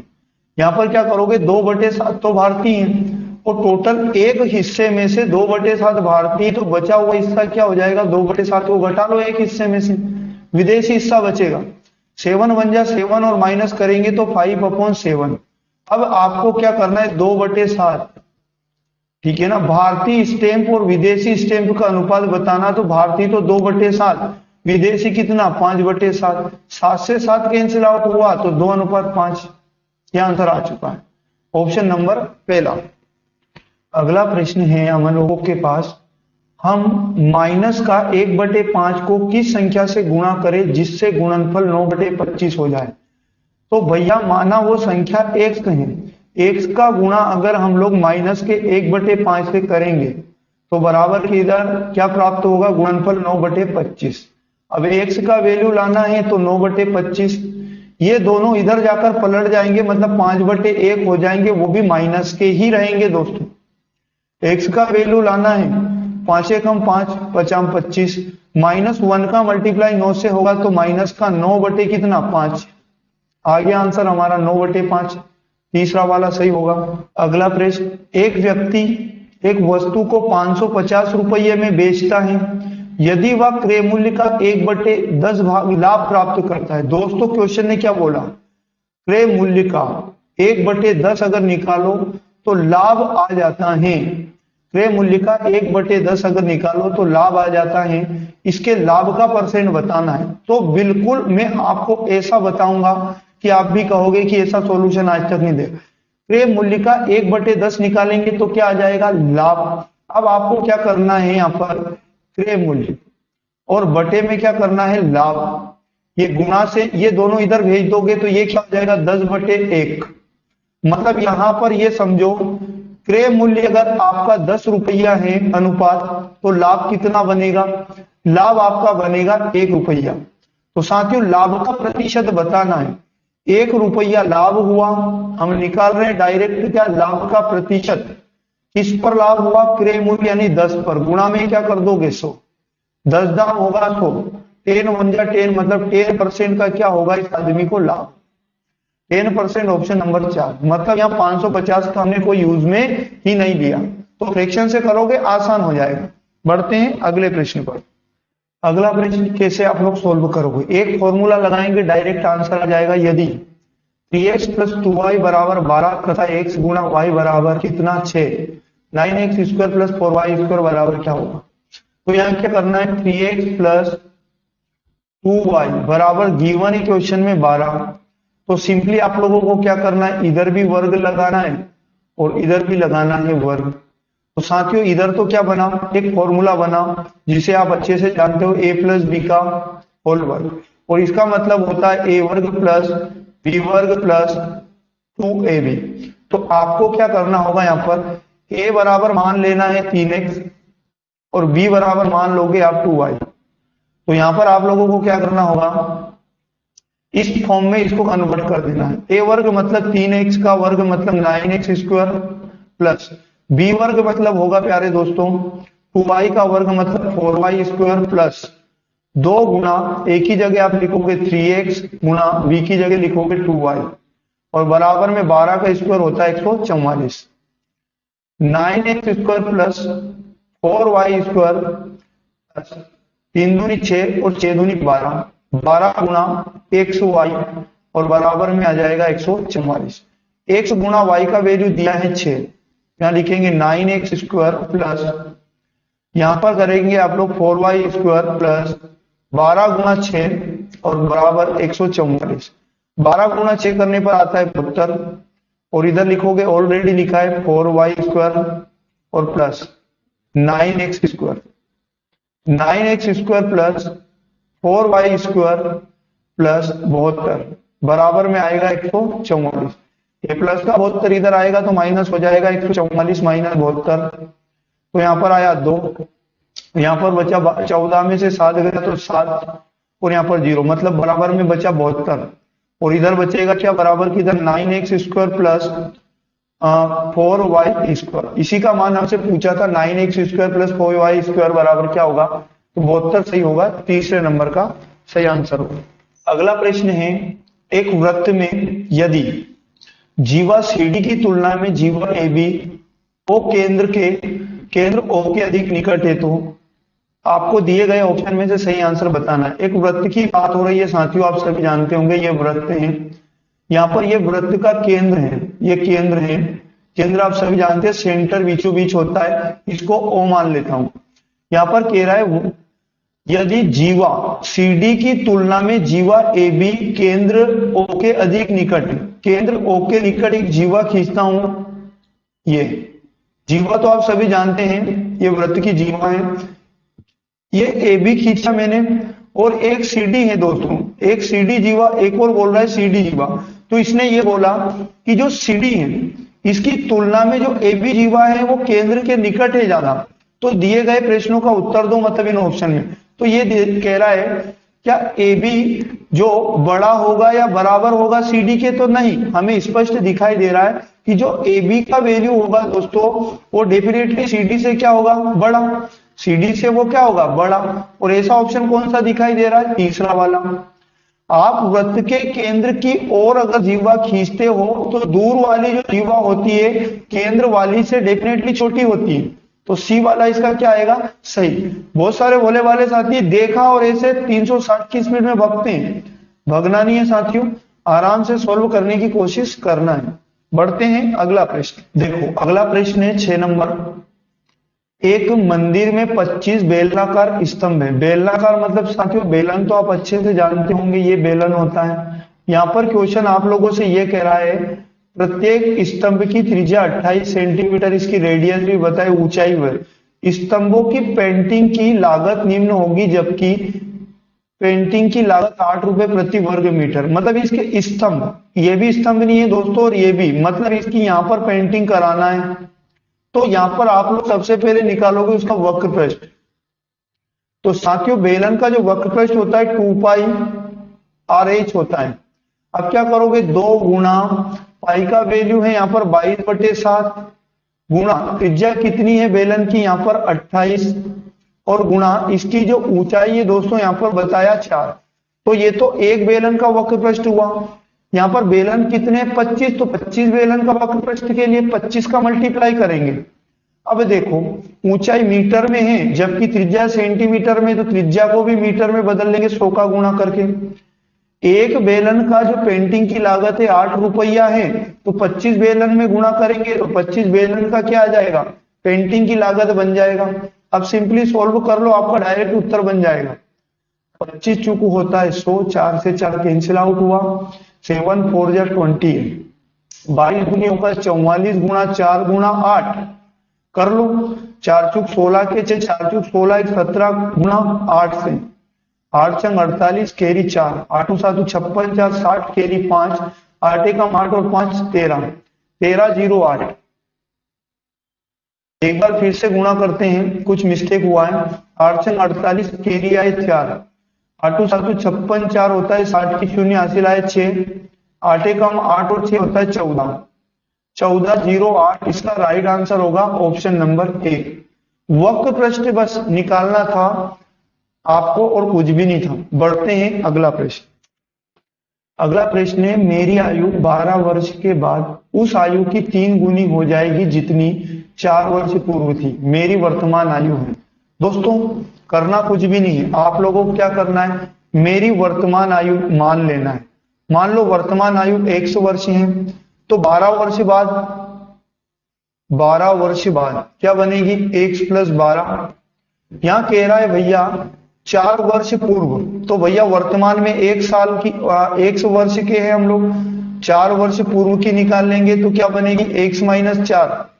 तो ये कह रहा है कि 12 साल की जो आयु रहेगी 1 + 12 वर्ष, ये 4 साल पूर्व जितनी थी 1 - 4 साल, उसका 3 गुना हो जाएगी। ये इक्वेशन बनेगी इसमें और कुछ भी नहीं। इसे सोल्व कर लो। 1 + 12 बराबर 3 का मल्टीप्लाई 1 से करो, 3x - 4 3 कितना 12। अब यहां पर क्या माइनस का 12 इधर आएगा तो क्या बनेगा, प्लस का 12, तो 12 + 12 हो जाएगा। 3x में से -1x होगा तो 2x, और x बराबर 24 और बटे कितना 2, ये गुणा का 2 इधर भाग में 2, तो यहां पर आ जाएगा 12 बराबर x, x का वैल्यू आया 12। मेरी वर्तमान आयु कितनी x माना था और x की वैल्यू है 12, मतलब दूसरा वाला ऑप्शन सही होगा। अगला प्रश्न है, निम्न में से कौन सा व्यंजक बहुपदी है। दोस्तों डरकर बिल्कुल भी भगना नहीं है, आपको ध्यानपूर्वक बस समझना, मैं आप लोगों को प्रॉमिस कर रहा हूं समझ में आएगा। बहुपद किसे कहते हैं, जो x होता है y होता है, इसकी घात आपकी ऋणात्मक नहीं होना चाहिए, घात आपकी बटे में नहीं होना चाहिए। चलते हैं तो समझते हैं क्या यहाँ पर ये व्यंजक बहुपद है। तो दोस्तों ये पहला वाला ऑप्शन तो नहीं हो सकता। ये जो x है इसकी घात क्या है माइनस, और माइनस घात वाला कभी भी बहुपद नहीं होता है। यहाँ पर आप लोगों का बताओ मुझे, ये जो x है इसकी घात, यहाँ पर देखो ये बहुपद है या नहीं, तो आप कहोगे यहाँ 5x, x की यहाँ घात जो 1 है ये तो प्लस है, लेकिन 1/x जो है ये यहाँ 1 है, ये इसे पलटेंगे हम लोग तो क्या बनेगा x/1, और ये 1 घात क्या हो जाएगी माइनस, तो ये भी क्या नहीं बनेगा, बहुपद नहीं बनेगा। तीसरा वाला बहुपद है दोस्तों, देखो x की घात यहाँ भी प्लस का 4 है, यहाँ इस x की घात भी 1 है, इसलिए ये बहुपद होगा। ये इसलिए नहीं होगा, यहाँ जो x दिया है आप लोगों को 3x की पावर 1/4, 1/2 दिया है। x की पावर 1/2 का मतलब x इकाई में है आपका रूट के अंदर, तो अगर आपका x रूट में भी है तो भी बहुपद नहीं होता है। सी वाला इसका सही होगा, तो सी वाले में x की घात सही है जैसा हम लोगों को चाहिए। बढ़ते हैं अगला प्रश्न। अगला प्रश्न है, वह छोटी से छोटी संख्या है जिससे 1100 को गुणा किया जाना चाहिए ताकि एक गुणनफल पूर्ण वर्ग बन जाए। दोस्तों ऑप्शन से कर लो, यहाँ 11 का गुणा 1100 का गुणा 11 से करेंगे तो बनेगा 121 और 00, तो 121 किसका वर्गमूल है 11 का है, और यहाँ पर 100 किसका है 10 का, तो ये सही हो गया। आप कहोगे सर 5 क्यों नहीं हो सकता, तो 1100 गुणा 5 करो 5500, 5500 किसी का वर्गमूल नहीं है। यहाँ पर आप समझो, 2 11 दूनी 2200 भी नहीं है और यहाँ पर 11,000 भी नहीं। 11 गुणा 11 करेंगे तो 121 बनेगा और गुणा में 100 तो 121 तो 11 का और 100 किसका, 10 का, ये आ गया। तो आप लोगों का आंसर क्या आएगा, 11। देखो अगला प्रश्न क्या है, संख्याओं 1 से लेकर 25 तक में से संख्या के चयन करने पर उस चयनित संख्या के अभाज्य संख्या होने की कितनी संभावना है, जबकि प्रत्येक दी गई संख्या के चयनित होने की समान संभावना है। दोस्तों डरना बिल्कुल नहीं है, आपको सिर्फ समझना है। हम लोग क्या करेंगे इस प्रश्न में 1 से लेकर 25 तक सभी अभाज्य संख्या निकाल लेंगे। सभी अभाज्य संख्या मतलब आप लोगों को 1 से लेकर 25 तक सभी अभाज्य संख्याओं का चयन करना है। तो यहाँ पर दोस्तों कौन कौन सी वो संख्याएं हैं, यहाँ पर देखो सबसे पहले 2 आएगा, 3 भी अभाज्य है, 4 नहीं है, 5 है, 5 के बाद 6 7, 7 के बाद 9 भी नहीं है, 8 भी नहीं है, 11, 11 के बाद आता है 13, 13 के बाद 14 15 16 17, 17 अभाज्य होगा। फिर उसके बाद 19 होगा, 20 21 22 23 23 होगा। ये इतनी संख्याएं अभाज्य हैं, इनका चयन करना है भैया। तो हमें क्या संभावना होगी, मतलब प्रायिकता ज्ञात करना है। तो कुल संभावना तो कितनी है, 25। प्रायिकता क्या होती है भैया, आने की संभावना, ऊपर हम लिखते हैं आने की संभावना और नीचे लिखते हैं कुल संभावना। कुल संभावना 25 है, 1 से 25 तक संख्याओं में 25 संख्याएं। आने की संभावना मतलब हम लोगों को अभाज्य संख्याओं का चयन करना है। तो 1 2 3 4 5 6 7 8 9, 9/25 आने की संभावना कितनी है, टोटल 9 संख्याओं का चयन हुआ, 9/25 सही आंसर होगा तीसरा वाला ऑप्शन। बढ़ते हैं दोस्तों अगला प्रश्न। अगला प्रश्न, वह छोटी से छोटी कौन सी संख्या है जिससे 3087 को विभाजित किया जाए तो भागफल पूर्ण घन हो। कुछ भी नहीं करना दोस्तों, वहां छोटी से छोटी आप लोगों को ऑप्शन उठा लेना है और 3087 को भाग लगा लेना है। 3 का लगाऊं सबसे पहले क्योंकि छोटी से छोटी, तो यहाँ पर भागफल जो आएगा वो पूर्ण घन होना चाहिए। 3 एकम 3 0, 3 दूनी 6, 2 बचा, 3 9 27, 1029। क्या 1029 किसी भी संख्या का घनमूल है, तो नहीं है दोस्तों। इस 3 से बड़ा नंबर उठाएंगे तो 3 तो नहीं आएगा। 3087 को भाग लगाऊंगा मैं अब किसका, 7 का। तो यहाँ पर 7 का लगा दो, 7 या 21, 7 चूको 28, फिर यहाँ पर 2 बचा, 7 चूको 28 और 7 एकम 7, 441। बिल्कुल दोस्तों, 7 यहाँ पर आप लोगों की वो छोटी से छोटी संख्या है जिसका भाग 3087 को लगाएंगे तो भागफल आपका क्या बनेगा, एक पूर्ण घन बनेगा। ये आप लोगों का मुझे बताओ 441 किसका घन होता है। दोस्तों यहाँ पर 441 घन नहीं होगा, 441 क्या होगा, वर्ग होगा। वर्ग होगा किसका, 21 का। तो हमें वर्ग नहीं लगाना है, मतलब आपका साध भी क्या हो जाएगा, गलत। आप लोगों को क्या करना है, 3087 में भाग लगाना है। अब 9 का भाग लगाएंगे दोस्तों, 9 3 27 और यहाँ पर कितना बचा, 3 बचा, 9 चूक 36 और यहाँ पर कितना बचा, 2 बचा, 9 3 27, 343। ये साथियों पूर्ण घन है, ये क्या है, बिल्कुल पूर्ण घन है। और ये 343 घन होता है 7 का। तो इसका राइट उत्तर बनेगा 9। आंसर नंबर क्या होगा, 4। ऑप्शन उठाकर भाग लगाकर देखना, और जिसका भी भाग लगाने से पूर्ण घन प्राप्त हो जाए भागफल में, वही हमारा क्या होगा, उत्तर। तो ऑप्शन नंबर 4 सही है। देखो अगला प्रश्न क्या है, समझने की जरूरत है। आरोही क्रम में समय की सही इकाइयों का चयन कीजिए।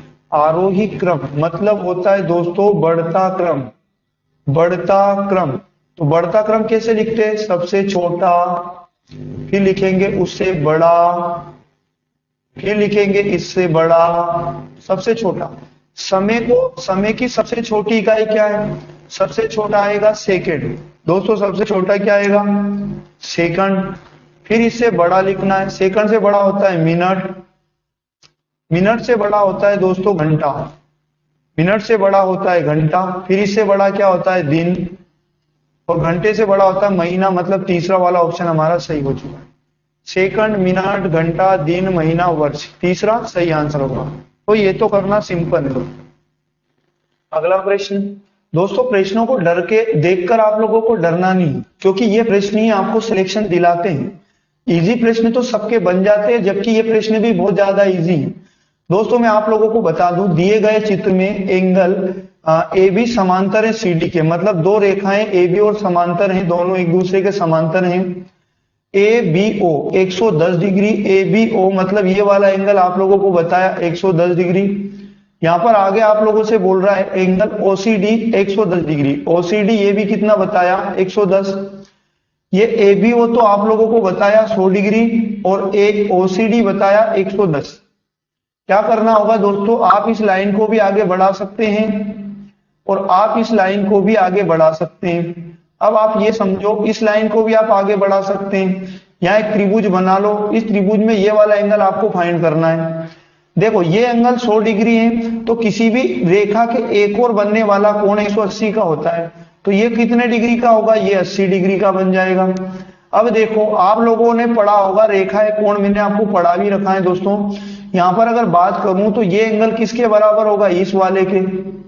तो यहाँ पर ये 100 डिग्री 110 इसके बराबर होगा। यहाँ पर ये एंगल जब 110 आ चुका है तो ये कितना होगा 70, क्योंकि किसी भी एक सरल रेखा के बना एक और कोण 180 का होता है। अब देखो एक त्रिभुज में आप लोगों को इस प्रकार से दिखाई दे रहा है, ये एंगल कितना है 80 और ये है 70।